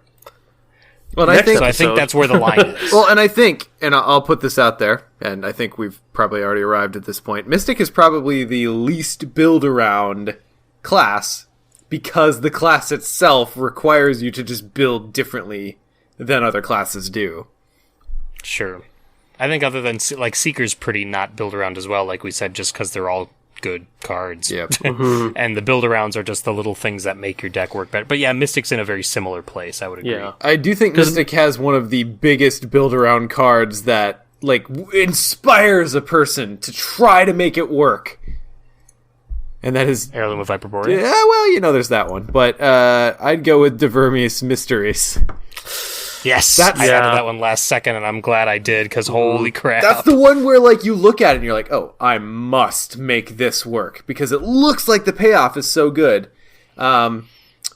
I might be wrong. It's been a few packs since I've tried it. I don't think the suite of events is there to make it worth it, but there is the occasional moment where it's awesome. Yeah. I'm trying, like, my Luke deck in the Dream Eaters, I'm trying to make it into the ultimate version of that Vermes, knowledge is power, like, 3 steps to do a normal thing, jank, and I played Vermes just straight, and I was like, oh yeah, I have to add Doom to use this. Fuck that. Because I didn't put anything in there to get rid of Doom, so anyway, but yeah. Oh, there's also the fact that it's a lot of the events that you'd want to play with it, the timing just doesn't work. Right. Yeah, it's an interesting cat, but it's the kind of card. I think it's one of the consummate cards that where you look at that and you go, I must build a deck to make this work. Whether or not it works is up for debate. Go ahead. I think I'm kind of stretching a little bit here, but I think like the Doom cards in Mystic are potentially built around, like say a Blood Pact, maybe a Renfield, like because I think you can run a Renfield, and he's just good, and you just rely on getting him killed somehow, and I've done that plenty of times. But you could also build like a maximized Renfield deck and make sure you have things like Moonlight Ritual or Sacrifice to get rid of them, or similar with Blood Pack. The reason I'm kind of lukewarm on this because I don't think there's a ton of pieces yet to do that Doom removal stuff. But there's little stubs of those being build around cards, I think, is what I would say. I think this falls in the same category as what Nick said about the token control. Like it's a whole deck archetype. Like if you're going to be fiddling around with Doom play, essentially, that's a whole archetype and not a single build around card. Though I think you could maybe argue for Blood Pact. Yeah. I was going to say, I think Blood Pact is it, because that one can really change the game. And it if you're bringing Doom, like, removal, or not even if you're bringing it, but if you want to make use out of Blood Pact, you want to bring Doom removal, and that's going to eat up a lot of card space, even if we only have, like... Well, actually, really, it's just Moonlight Ritual that would do it, isn't it? Because you can't get rid of Blood Pact once it's out. Yeah, that's the thing. Oof. I guess maybe if you're like really trying to maximize, because it's a shame if you're only in it for the willpower, but if you're trying to get out of the combat boost too, so you're kind of building your sword mage type character, then maybe that's the Blood Pact type build. Ooh, like Diana, with maybe a hungering blade. Oh my god. That would be fun. That would be fun. I don't know if it'd be good, but it'd be fun. Well, I know what I'm building after this episode. I was say I haven't played Diana yet. That would be a fun build to do. Are we going to have to do another workshop after this episode? Fine. 4 Diana Blood Pact decks. Let's go. Speaking of Diana, I did put Diana's Dagger on here, but now thinking about it, I'm like, it's not really a build-around card. I think in Diana... And Sean, you've played a lot of Diana. I just assume. How many prepared for the worsts do you usually run? Do you run 2? Oh, it depends on the deck. Unfortunately, there's not a clear answer on that for me. Yeah. But even then, is that the only build around that you put on the dagger? Like that's the biggest change, you think? I think so. Here's where it falls down for me on Diana specifically. If she really wants her hand slots for other things, i.e. I'm building kind of the start with your normal stats, slowly build up your willpower, push to end game type Diana, then I don't really care about finding the blade at all. Sometimes it will never even get played. It'll just be a skill card. But if I'm running the fast willpower Diana, get that in her hand slot so you can replay and recycle and just cycle through as many damn events as you can throughout the game, then definitely running 2 prepared for the worst.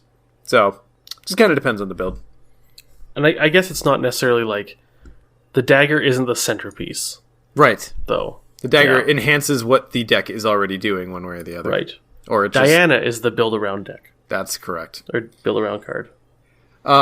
I would posit, it's not on the list here, that if you're going to include Ward of Protection level 5, it's because you've got some other plan for it. I don't think too many people buy that just to play it the one time per normal. That's the solo one, right? That's the Yes. cancel any encounter card you just drew. Yeah, but it's, I don't know. I don't know if that's a build around as much as it's single player. You know what I mean? Well, and here's the thing. I've built around that card in multiplayer, and it's great, but you got to build around it. It's So either what do you mean by build, or what do you do to make that more appealing in multiplayer than the level 2? well, it's either for what I've played. Maybe other people have other ideas, but it's either a fast willpower Diana Stanley deck where it's a card you're looking to stack underneath her and play at least twice. right, or- because you cancel anything Right. off the deck. Sure. Literally cancel anything. And that one's really particularly fun. I had a build where I'm running Let Me Handle This, so I can just like pull whatever I want, cancel whatever I want. It's pretty cool. The other one is I had a Norman standalone deck that I was really fond of that ran Diana Esperance as its main ally, and putting level 5 ward on Diana Esperance is a treat. Skip the Mythos phase times 3. Even in multiplayer, it's really good. It's just like, no, I'd rather not. No, I'd rather not. No, I'd rather not. 3 secrets on Diana Esperance was that joke. Yes. Yes, I was gonna say, and then you're done. So Diana Esperance is on here. I would argue that she's just a good card. Yeah, she increases the value of Yeah. an event that you like. I mean, here's the thing: you put her in your deck, and If you're playing you good have- events. If you're playing good events, Which do you play Ward of Protection or Deny Existence? Yes, then you're playing good events, right? Like exactly, deny existence alone. Like it just takes those cards and makes them extremely better, right? Like you're not warping your deck to include Diana. You're just like, Diana's available, and I have good cards that are level 0 that I'd love to play 3 times instead of 1. right. And it's usually Ward or Deny, I would think. Yeah. Sounds about right. All right, moving on to my favorite class, and the card that inspired it all. Dark Horse. Uh-huh. Dark horse, dark horse. He rides across the nation, the thoroughbred of sin. Okay, we have a full song actually written about this card to our name, and we go with Dr. Evil. Or Dr. Horrible, rather. Nick, it's your turn. Go. With the song I meant. Oh. I actually think of Thunder Horse from Metalocalypse. You would. First. Anyway, Dark Horse, I mean, it was the first real standout build around card. I don't think there's anything we need to say about it beyond what has already been said about it. Go ahead, John. I was just going to say, it was the first time I realized that in Arkham, building around a single card can be dicey. Mm-hmm. Particularly a single non-permanent card. Especially this one, because it requires you to run without resources. Yeah, it demands a lot of the way you play the rest of your deck.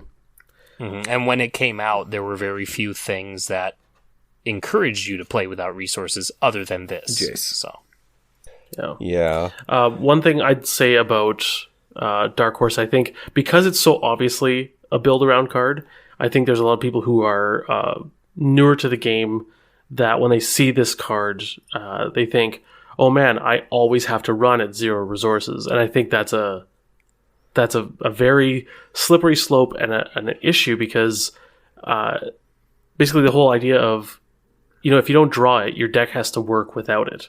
And all this card is doing is giving you +1 on a skill, because it's giving you +1 to every skill, but you're only using the +1 like it's giving you +4 total, but you're only using 1 at a time, if that makes sense. And so I feel like Dark Horse, like some people really try to drop that curve so much that they're like, I'm not using resources ever, and like their entire deck costs 8 resources and 6 of that is Dark Horse. And the other 2 is Fire Axe. Like, I shared that build with you in confidence, Scott. Yeah. Why are there 26 skills in this deck?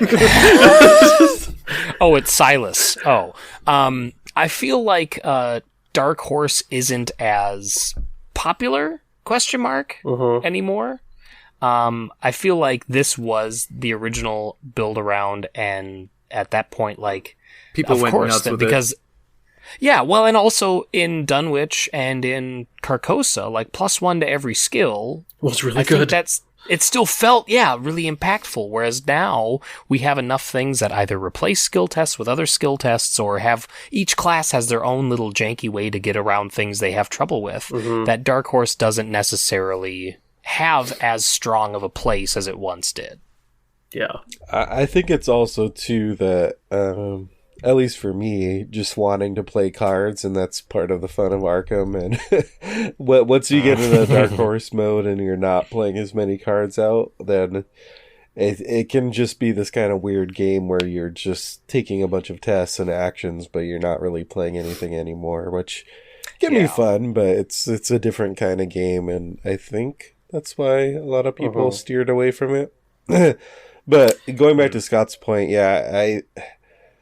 it's definitely warps your curve, or at least it should, and that's another reason why it's a build around card. But like Scott said, you still have to include either backup plans or cards that you can still play, and like, because you can kind of approach Dark Horse where you just get your rig out, get down to 0, stay at 0 forever, commit cards and do your thing. But then you can also do this kind of bouncy build where you're bouncing up to resources and then spending them down and bouncing back up again and spending them down. And I think that's a lot trickier style. I think it takes a lot more skill to do that effectively, especially once you throw Fire Axe into the mix. And I think one of the key parts to that build, which is the one I prefer, like, to me, Dark Horse is something you turn on and off as you need it, and you're okay to have resources at certain times. One thing is, during the refresh phase, when you can choose not to take a resource with the Dark Horse, you draw your card first, then you make the resource choice. Right. Because knowing what you draw can also make that choice, right? Like, it's... Yeah. I much prefer Dark Horse as bouncing with and without resources. Imagine a leveled up version of Dark Horse that doesn't have the limit 1 per investigator. Ooh. Or is permanent. I think permanent might be too strong. The first 5 XP one, maybe? 5 XP permanent +2 to all skills when you're broke? Holy fuck. That better be exceptional. Probably, yeah. Anyways. Well, it's permanent. You're just describing KBs, Scott. Oh, whoops. Yeah. Moving on to Survivor. I threw scavenging in here. I know that there were a lot of scavenging decks. People were using it to grab a lot of items and stuff, as the card does. I never found a lot of good scavenging decks. I felt like I was always just spinning my wheels with it. Like, why don't I just draw a card instead of taking a test? Scavenging kind of fills the same, or it's in the same sort of place, in my opinion, as Dark Horse, where it had a place, but I think we progressed out of that place faster with scavenging than we did with Dark Horse. You know what I mean? Like, Dark Horse was still relevant, and it can still be kind of fun, but scavenging is one that, unless you're just being cheeky and you're like, I'm going to build a scavenging deck because I'm, hip and weird and different, you're probably not even going to consider this card. Yeah. And scavenging was core set. So I think everyone was like, we have to try every card in the core set because that's all we had. Right? And you're just like, I'm going to put all the items I can. I think it could be a piece in a build around deck, but you're actually using scavenging to recycle a key card. Like, I remember there was a GM Grotesque Statue deck that was scavenging that. Yeah. But that's actually a Grotesque Statue build more than a scavenging build. Right. Yeah. Will to Survive. I That's think the don't draw tokens, right? Yeah, and there are decks that really build around this where it's just you recur Will to Survive with Resourcefuls, and then you recur the Resourcefuls with like Lone Survivor, and then you just Will to Survive every single turn. What's the new one? Scrounge for supplies. Yeah. Oh god, that one's so good. Yeah. Just bring any card back, any level 0. Like, boom. So you gotta get those Resourcefuls back. Yeah, so you can use those again. This one This one is you're building around Will to Survive, but you're also including more or less just good survivor cards. Yeah. But once you get that combo rolling, it's pretty good. I mean, not drawing tokens seems like a good idea. I never thought about recurring, like trying to build to recur Will to Survive. Now I really want to do that because the thought of playing Arkham without the Chaos Bag is really exciting. It actually combos with another card on our list lower down, is On Your Own. Does it Because though? that would... Well, the ones now, the Will to Survive recursion decks are usually running On Your Own because you don't need allies to boost your stats because you're passing everything, and this makes cycling Will to Survive every turn too cheaper. So the ability to keep that engine going...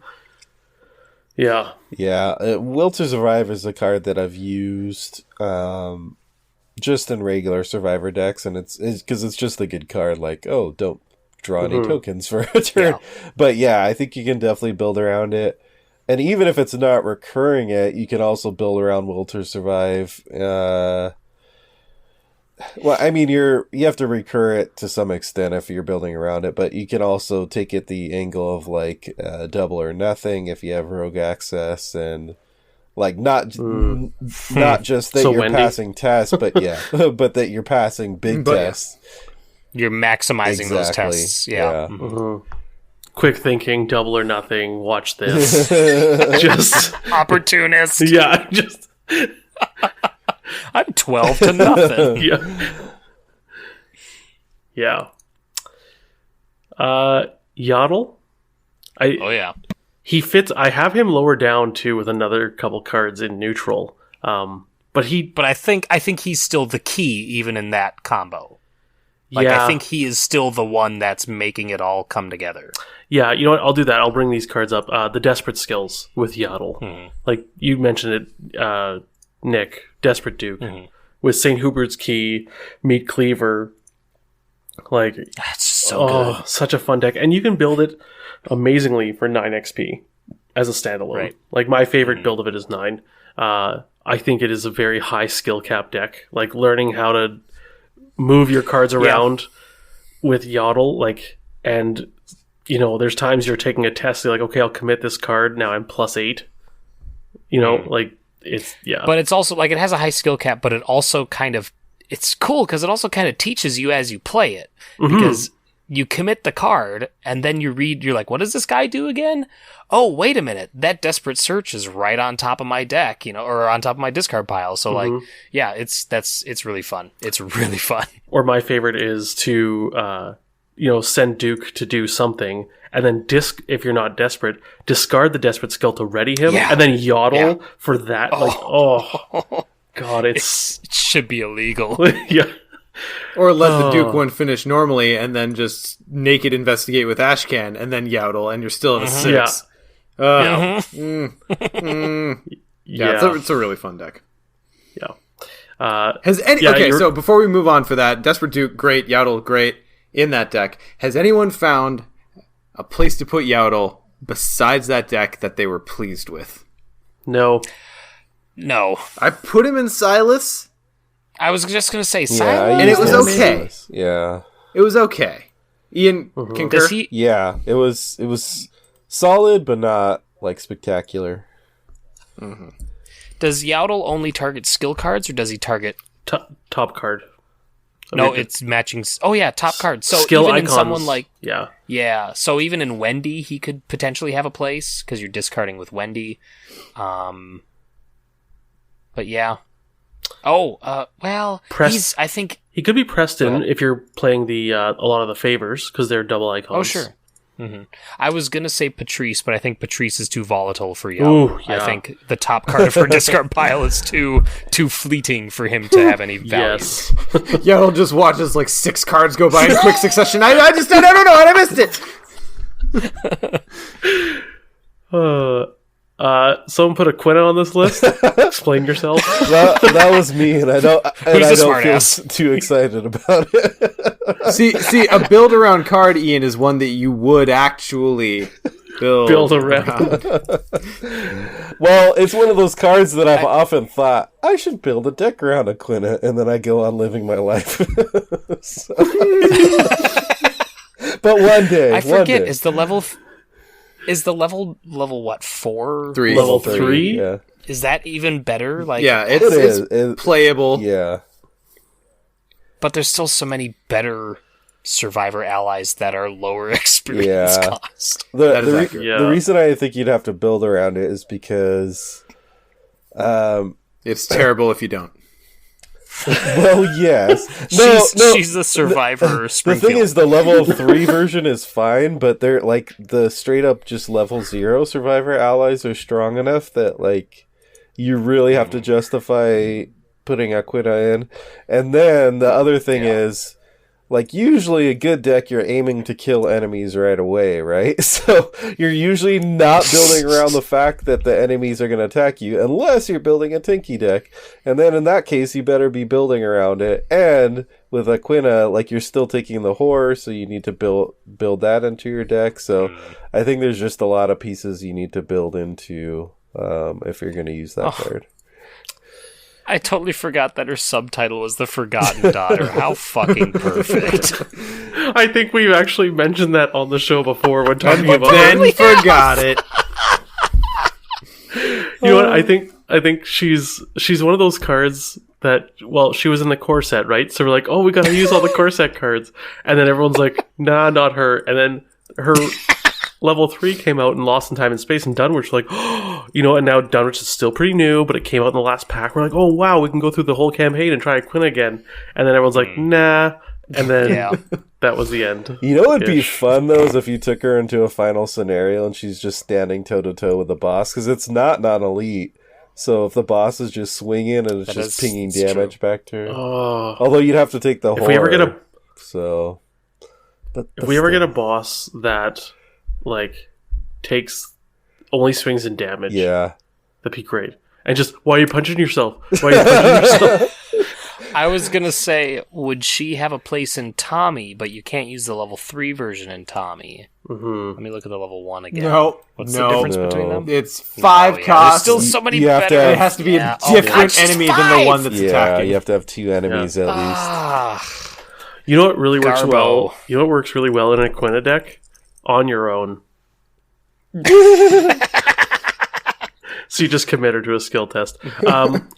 On your own, I've played around a bit. Like, you don't play with allies, and then you emphasize on events.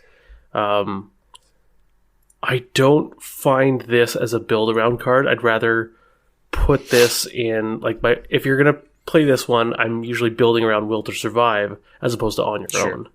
Because I've built around On Your Own, and I haven't found it to be worth not having an ally.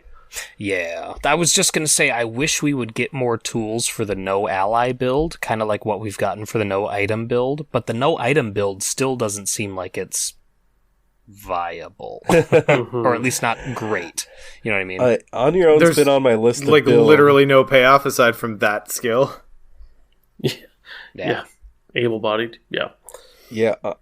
Well, and I mean, active desperation plays into it too, but anyway. My problem with On Your Own is just, like, I like allies so much that it keeps being on my list of decks to try, but it's so hard to give up that You keep on ally living slot. your life. Yeah.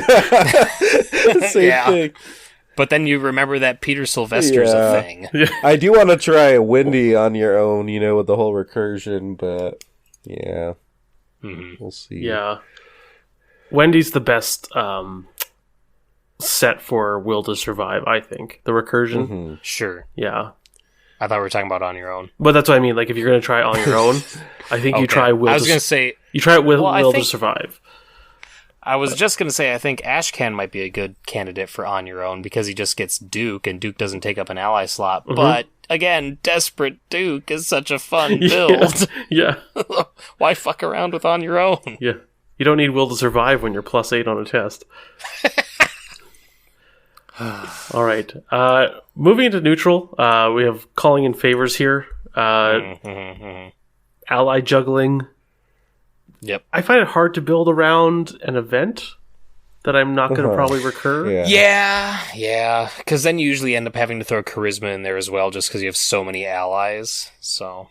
Mm-hmm. And also, you get to use it twice a game. Right. And then you're done. Yeah. Huh. Like, I can't remember if I added this one in or not. I think you did. I guess now that they're did. scrounged for supplies, you could technically recur this one finally. Sure. Yeah. Except its levels. But is it good enough to, like... Is it good enough to build around? I don't know. Maybe only in the academic army, like the art student and lab assistant. Art student, yeah. But even in that, I think you're not building around calling in favors. You're building a deck of allies on a pile and of calling bodies. in favors. It's just The helping revolving that. door. Well, it's not. Yeah. That's the thing is like it's not the pile of bodies. It's the revolving door. Like they just keep coming and going. Like because like Leo wouldn't Like run this Sylvans. and Tommy wouldn't run this because they just kill everybody. I don't know if this is a build-around card, but it's that type of card where you have a specific use for it in mind. Like, I'm going to go ham on Renfield and then calling in favors to pull out my real ally and have a ton of resources and not have to worry about my doom or... Like Side bitch Renfield. Hey, Renfield. I do like the idea. No, he's great, but my real ally. Or in Ashcan with Duke, like load Duke up with damage and horror and then pull him back to your hand, get another ally out, play Duke back down. Like you have kind of like a specific thing you want to do with it. Right. Backpack is on here. I did put this one on there. As much as I love Backpack, What? I use Backpack as a tool in two very specific decks, but I don't build around it. I'm building around an item, and Backpack helps me find that item. Yeah, I'm not sure how I you think build around that's backpack. Sure. Yeah. Anyways, moving on to Ornate Bow. Yeah. The less we say about Backpack, the better. Yeah. Ornate Bow, I honestly, this popped into my mind, Ian, because of your Skids Ornate Bow Venturer deck that blew my mind and also blew the brains out of a lot of Etzli snakes and stuff. Salicola skids. Yeah. Shania Twang. No, that is not the episode title. I'm stopping it here. I believe that was Casey's name for a Rita bow deck was Shania Twang. I also remember the bow being used to great effect with Wendy as well, which I thought was funny. This little 10-year-old running around with this huge ornate bow. She can run Dubbo or nothing, can't she? She can. I suppose Debo or pre-taboo. nothing. Yeah. Yes. Well, even post, because it doesn't Yeah, add experience to it's- double. Oh, or right. nothing. You just It have just to pay puts it. that caveat of, yeah. It's limit one per Yeah. test. I'm not sure Yeah. how much ornate. Like, it can be a build around card, but it's also sometimes. I feel just like a it's not really a... include. It's just... It's your agility weapon. Like, I don't... I think it can... Like, because you're not going to take this in, like, Leo, you know? Yeah, I hope not. But I guess we did say earlier that build around doesn't necessarily mean that it's universal. So yeah, I mean, Yeah. I just remember the Skids bow deck. Like it's that was pretty memorable. yeah, like that's a deck that you're building bow. Like that is the pinnacle of that deck, right? Getting that bow out with everything to make it function so well. So Right. I have a problem with this next one. Kievis. It's literally like the best card, and it's literally neutral, so anybody can use it.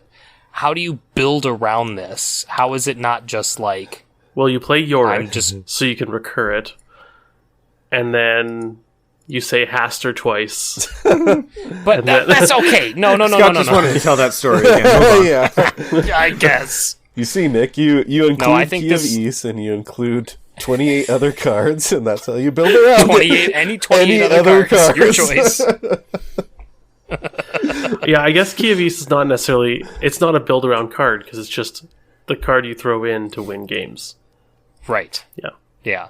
This is I chose hard, but I want to play on easy. Fair enough. I want to skip up these. I want to mix up the last two. Okay. Okay. I want to go to Anna Kaslow first. Perfect.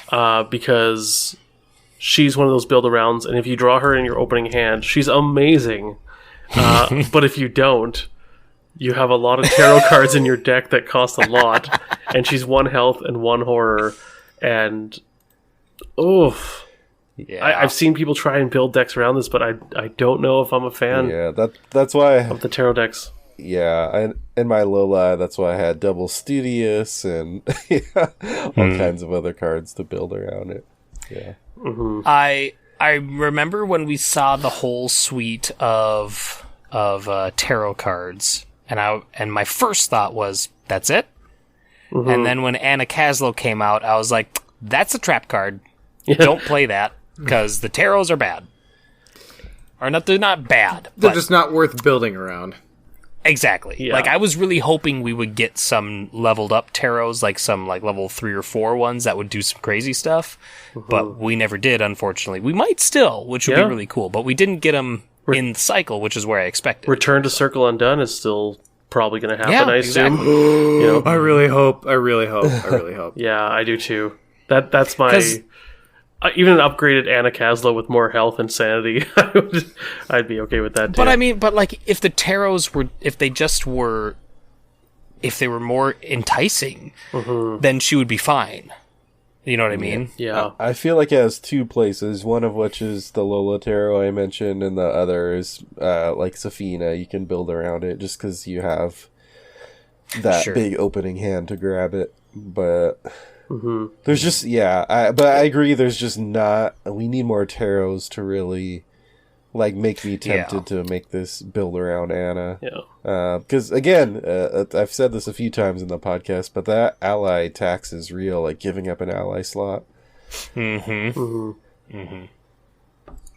you're essentially just trying to do what Dark Horse does.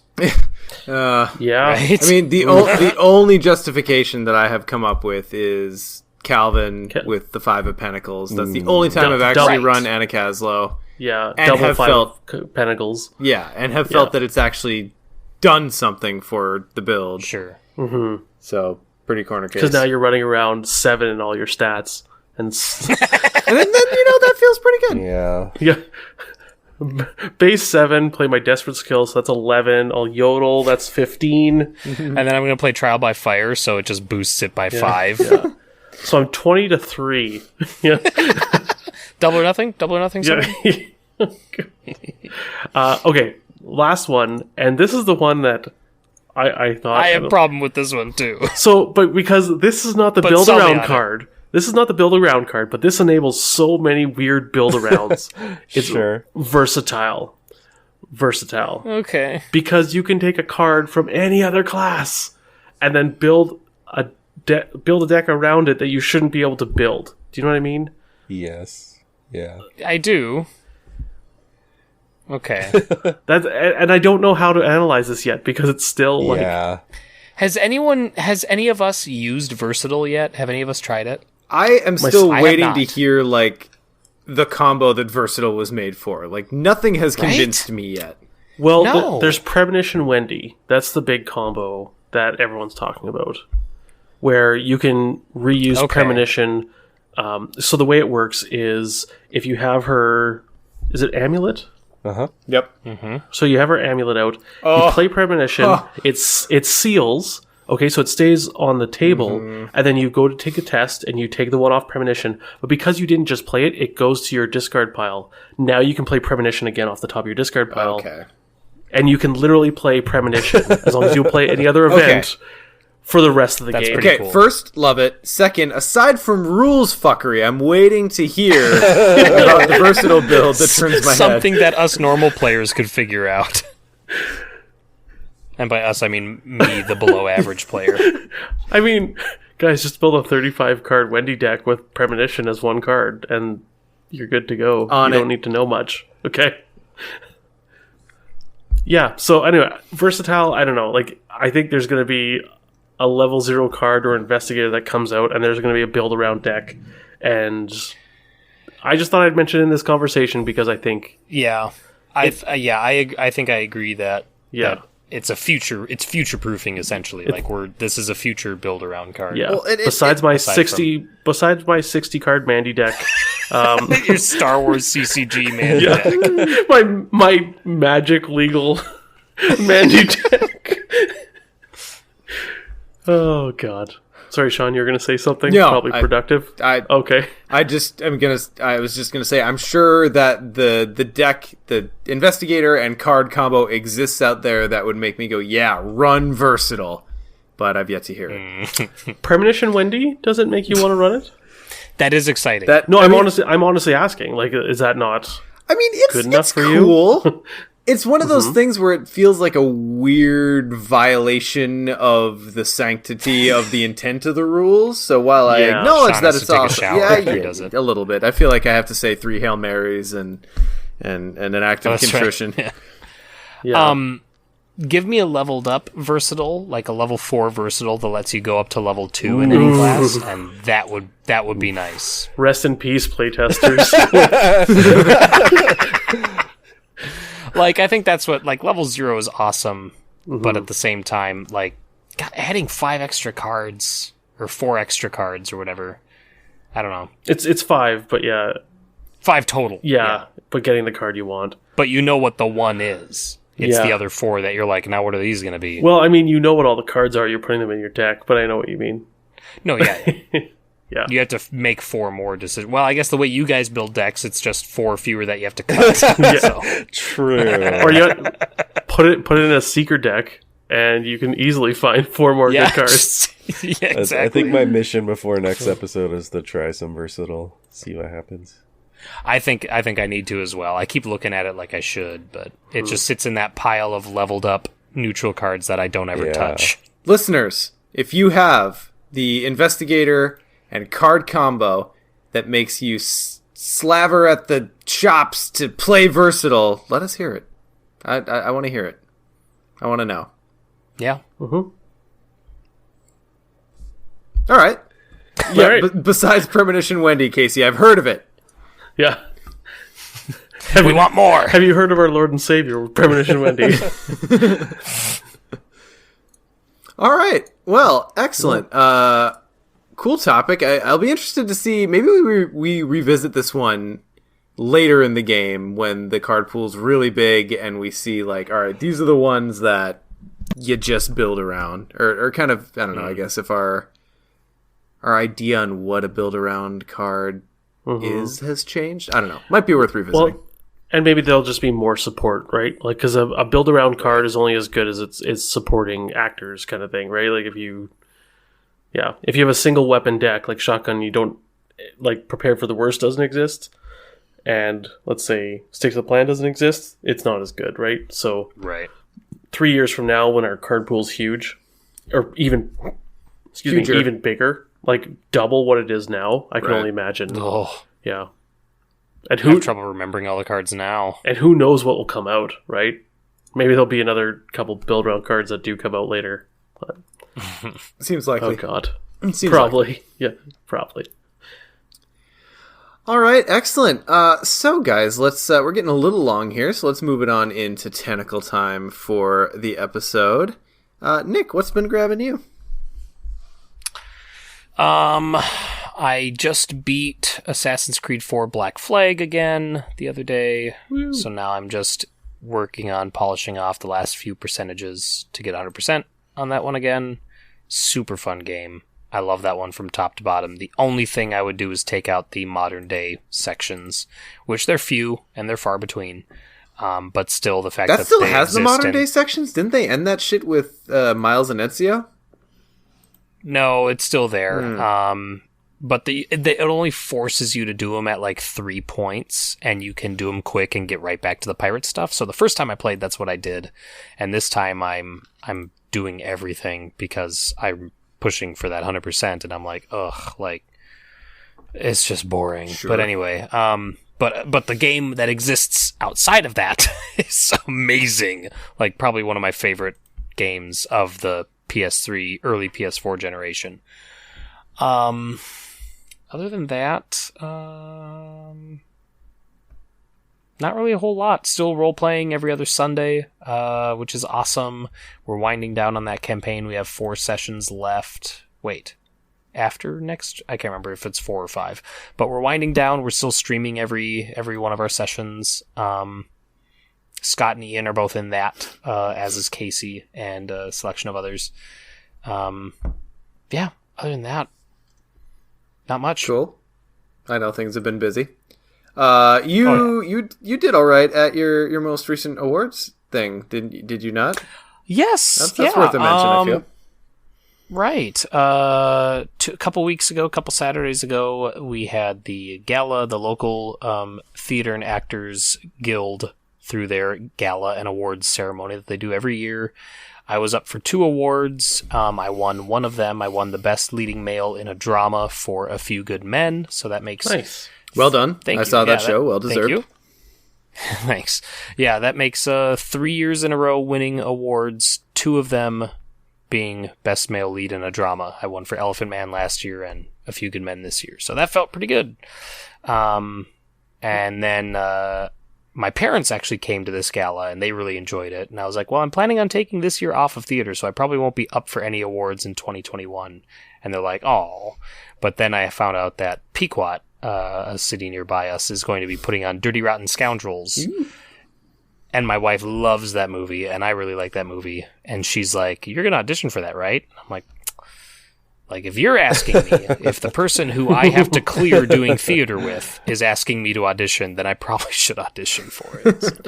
When you accepted your award this year, did you walk up there and like, I want the award? And then the guy with the trophy, you can't handle... No, that didn't happen. No. Although the guy who played Jessup, Colonel Jessup, Jack Nicholson's character, he won for best supporting male. Oh wow! Which he should have been in for. He should have been in for lead. But anyway, he wasn't at the gala, so the host of the gala actually called him and then held the cell phone up to the microphone, and it was pretty funny. But that was great. Yeah. So I was super glad that he won because he did a phenomenal job. Nice. Cool. But yeah, that's me. Excellent. Ian, what's been grabbing you? Well, there was only ever going to be one thing I was going to talk about, and that's Star Trek Picard. The new Star Trek show is out, and so I've been devoting a fair bit of time to keeping up with that. 3 episodes in so far, and I'm quite enjoying it. Few minor quibbles here and there, but all in all, I think this is like the best Star Trek thing that has come out since the whole franchise came back with like the new movies and stuff. So, yeah, because you can't really argue with Patrick Stewart. So, like having Captain Picard back is great. So, yeah, I'm enjoying that and looking forward to seeing where that's gonna go. Did you say you have 1 episode so far? 3 episodes in so far. Oh, sorry, 3. Yeah, out of 10 total that there's going to be. Did you say you only have a couple quibbles or tribbles? I was thinking the same thing. A little both. Okay. Also, 3 episodes is what I give most series to determine if I'm gonna stick with them or not. So, like, if you're that far in and you're loving it, like that's a good sign. Yeah. Hopefully, it doesn't shit the bed after this. And most of the fan reaction has been surprisingly good. Like, of course, there's still plenty of haters. Like, there's plenty of haters for anything. But compared to Star Trek Discovery, which just got relentless haters and still does, like, I feel like this has gotten a bit more of a positive reaction, so, which is interesting. Nice. So, yeah. Well, that's good. Other than that, as far the only kind of non-Arkham gaming is I'm trying to, since they announced the upcoming expansion for Journeys in Middle-earth, I'm trying to restart my campaign, and my goal is to get through all of the existing content for that game before the expansion comes out. Which is 2 campaigns worth. Okay, I was about to say, hang on. That sounds like a lot, but I know that the game's pretty new, so who knows? Yeah. How many scenarios are a campaign? I should know this, but I don't. The first campaign is like, I don't know, 15, 16, 17, somewhere in the teens. And then And not in... There's like a DLC campaign that I think is a little shorter. And not including setup time, because I know that's atrocious. How long does it take to play a game generally? I want to say usually I'm playing solo with 2 heroes. I want to say about an hour. I don't find it too bad. Oh, that's a pretty good chunk of content. Yeah, though, but like, in that I also box. tend to kind of play it in spurts. Like I'll leave the stuff out on my table, and so like the setup time is nothing pretty much, and then I'll play like 3 scenarios over however many nights, and so yeah, that cuts down the time a bit. I don't find it as time intensive as Mansions of Madness, actually. At least for really? I don't know why that is. Maybe because there's actually like a defined timer to Journeys in Middle Earth compared to Mansions, but yeah. Oh yeah, that's true. Casey pointing out in chat, you don't have to solve puzzles. And sometimes I'm terrible at the puzzles in Mansions, and I'm just sitting there looking at my tablet like, what the fuck? So it's not. Are they like slide puzzles or something? Yeah, so there's all kinds of different the code puzzles are the ones that always trip me up. I'm really bad. Apparently I'm bad at Mastermind, which is what it's built around. But yeah, not a problem in Journeys in Middle. But yeah, it's weird because my feelings kind of wavered back and forth, but I feel like this newest run of playing Journeys again, I'm something's clicking for me. I'm really enjoying it. Nice. Excellent. Scott, how about you? I've actually played a lot of a lot of Arkham lately, so I haven't had much time for other things. Marvel has been the other thing I've been kind of getting whole hog into now.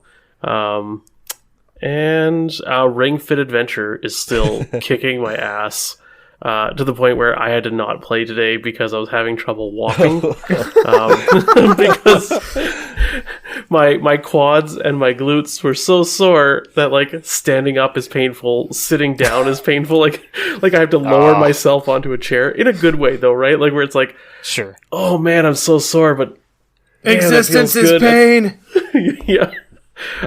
So if anyone, oh man, I don't know. You need friend codes to be friends on Nintendo, right? Like you need the number or something. Anyways, somewhere on Discord, in the I've Grown Tired of This Body channel, I'll put my friend code. If you want to play Ring Fit Adventure and like I don't know how the friends things work. I know that like when you're offline, you can squeeze the little ring when you're not playing the game, and it will save up to 500 compressions of it. So if you're just sitting on the couch watching TV, you can be squeezing it, and then when you log back in, you get those put towards your character.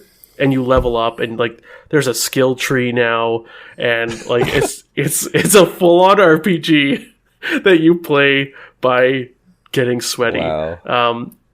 But when you log in and when you have those extras, like the compressions on the ring, you can actually give them to your friends online, and they get them towards their XP, and like you get in-game currency for it.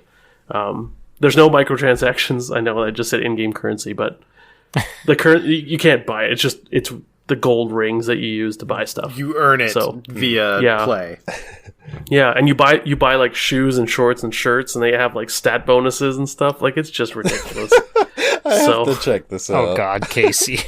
It's like honestly, if you're trying to get any bit of fitness in your life and you like video games, I can't recommend this enough. So the reason I'm so sore is the last 2 days I played it for 2.5 hours, like each day, and I was like, one more level, and Mora's like, Scott, you need to stop. Like you're having trouble like standing. I'm like, I know, but just a little more. That's the point where the warning should mashing pop up. clothes. Yeah, I was about to say Scott's just mashing clothes on the like Surgeon General's warning that keeps popping up. You joke, but there is that, and I skip it every time. Oh my God. Well, it just says, "Do you want to quit now?" So you don't you don't want to overdo it. I'm like, no, pass out. And then I'm like, no, shut up. And then it says, okay, just make sure you're staying hydrated and taking lots of breaks, and then you can continue playing. Scott passes out, and his avatar is passed out on the screen. Yeah. Anyways, I like the idea that those warnings are like the mom who means well but has no bite. Like, honey, you should probably sit. Nah, mom, I'm fine. Oh, okay. Yeah, that's like some of the games back in the day when it's like, take a break every 10 minutes. It's like 5 hours into the game. Don't tell me how to live my life. Yeah. Oh, I remember seeing that on the Metal Gear Solid 4 loading screen. Like, remember to play in a well-lit area and take a break every hour. And I was like, what? Meanwhile, you're in cold sweats. You're not my real dad. I refuse all of those playing terms with this- no counteroffer. I've been playing this series since the Nintendo Entertainment System. Don't tell me how to live my life. So Ring Fit Adventure. Yeah, it's so good. It's so ridiculous. It's so good. Oh. I might have to look at that. Yeah, for my part, I too have taken on a new athletic venture. My wife and I joined a kettlebell gym nearby. Ooh. So it's kind of like a CrossFit gym, except, well, Ooh. I want to say less culty, but I don't even know that that's true. But all of the most of the exercises are kind of built around using kettlebells for different things. And, I exist in a constant form of pain since then. So it's kind of a thing, but it's good. It's great. Normally I get really lax during the winter and gain weight and feel bad about myself, but between Beat Saber on my off days and kettlebell gym on my on days, it's been much better. So I fully expect to start posting in the I've Grown Tired of This Body channel soon when there's some actual results. But then beyond that, like I said, haven't had much time to play Arkham. I've been playing some video games. I've stalled out on Horizon Zero Dawn, which sucks because I'm in that place where like I really want to finish it before I pick up Fallen Order or Justin lent me Control, which I've heard a lot of good things about, and I really want to get to try to play that. I need to get back into Control. So I can't let myself start those games while I have so many unfinished, but I got kind of... I don't know what happened with Horizon Zero Dawn. I still love the game, but for some reason the DLC kind of like burnt me out. But I've been playing a lot of Dark Souls 3 since then, and I do love a good Souls game. So anyway, Dark Souls 3, you said? Oh yeah. So I had played a bit with our mutual friend Kip, and we'd made some progress, but I kind of got restless with it, so I started my own character. And I'm kind of learning a new playstyle. Like between starting the series with Bloodborne and then moving to Sekiro, I kind of got used to the very, very fast, very dodge-focused type playstyle. And in the fun way to play. Well, I would tend to agree. So for this playthrough on Dark Souls 3, I'm trying to play a really fat, armory, like big sword, big shield kind of character, and I'm finding that I really suck at it. So it's been a learning experience. It's been a little bit frustrating. I'm in the tombs of Karthus right now, and that in particular feels punishing to that type of build. So I'm struggling through it, but pretty fun. I don't remember if DS3 had it, but I know Dark Souls 2. If ever you play Dark Souls 2, you should do that fat armor build and then just equip the 2 tower shields. So you just have a tower shield on each arm and no weapon and just have fun with that because that's a totally viable build. Is it really? You can do enough damage with that? I think they're spiked. It's been forever since I've seen it, but you actually run into enemies where like I'm going to spoil part of the game, but you're running down a hallway and it looks like the hall just ends in front of you, and then you realize it's 2 guys with 4 tower shields and they're just like pushing you back. Nice. A 2-man I phalanx. suppose it's probably not viable. Like that might be stretching the is that like the Thorn Armor Infinite Roll build? I don't think it's as janky as that. I don't know, but that sounds yeah. amazing. Yeah, so that was Thorn Armor Infinite Roll. Was that which one was that in? I know Demon Souls had something like that. I think it was Dark Souls 1. Yeah. Anyway, yeah. I just wanted to bring that up. Yeah, it's pretty fun. It's been an interesting thing to try to figure out where to put your stats to maximize it, and I'm fairly certain I'm doing it wrong because I'm just like I'm building my stats out to try to equip the weapons that I want, and I don't think that's the right way to do it because I'm getting my ass kicked pretty constantly. But it is a Souls game, so who knows? Anyway, that's been it for me. I'm really hoping that the next time we talk, I'll be able to report back on starting either Control or Fallen Order, but we'll see. Probably not. Or Ring Fit. When you get Ring Fit when you Adventure. get into Control, let me know, and if I'm not back into it by then, I'll prioritize it so we can pseudo play together. Sure. Because that was one I got a few hours in and then just kind of dropped it. So Yeah, totally. What were you saying, Scott? I was going to say, or Ring Fit Adventure, right? Or Ring Fit Adventure, of course. because it sounds like you need more fitness in your life. Yeah. Fitness in your mouth. All right. In your mouth. I know. I went for the pizza one. you went the there. muscle memory was strong on that one, and Yeah. I Yep. appreciated it. He turned the signal on and he started to change lanes. Yes. Didn't quite make it though. Some asshole was riding his blind spot and just honked. Yeah. Whoa. Anyway, all right. So thank you everyone for joining us for this episode 76 of Mythos Busters. We'll see everyone next time. Bye. Bye. Bye. Ian. Bye. Hashtag worth it.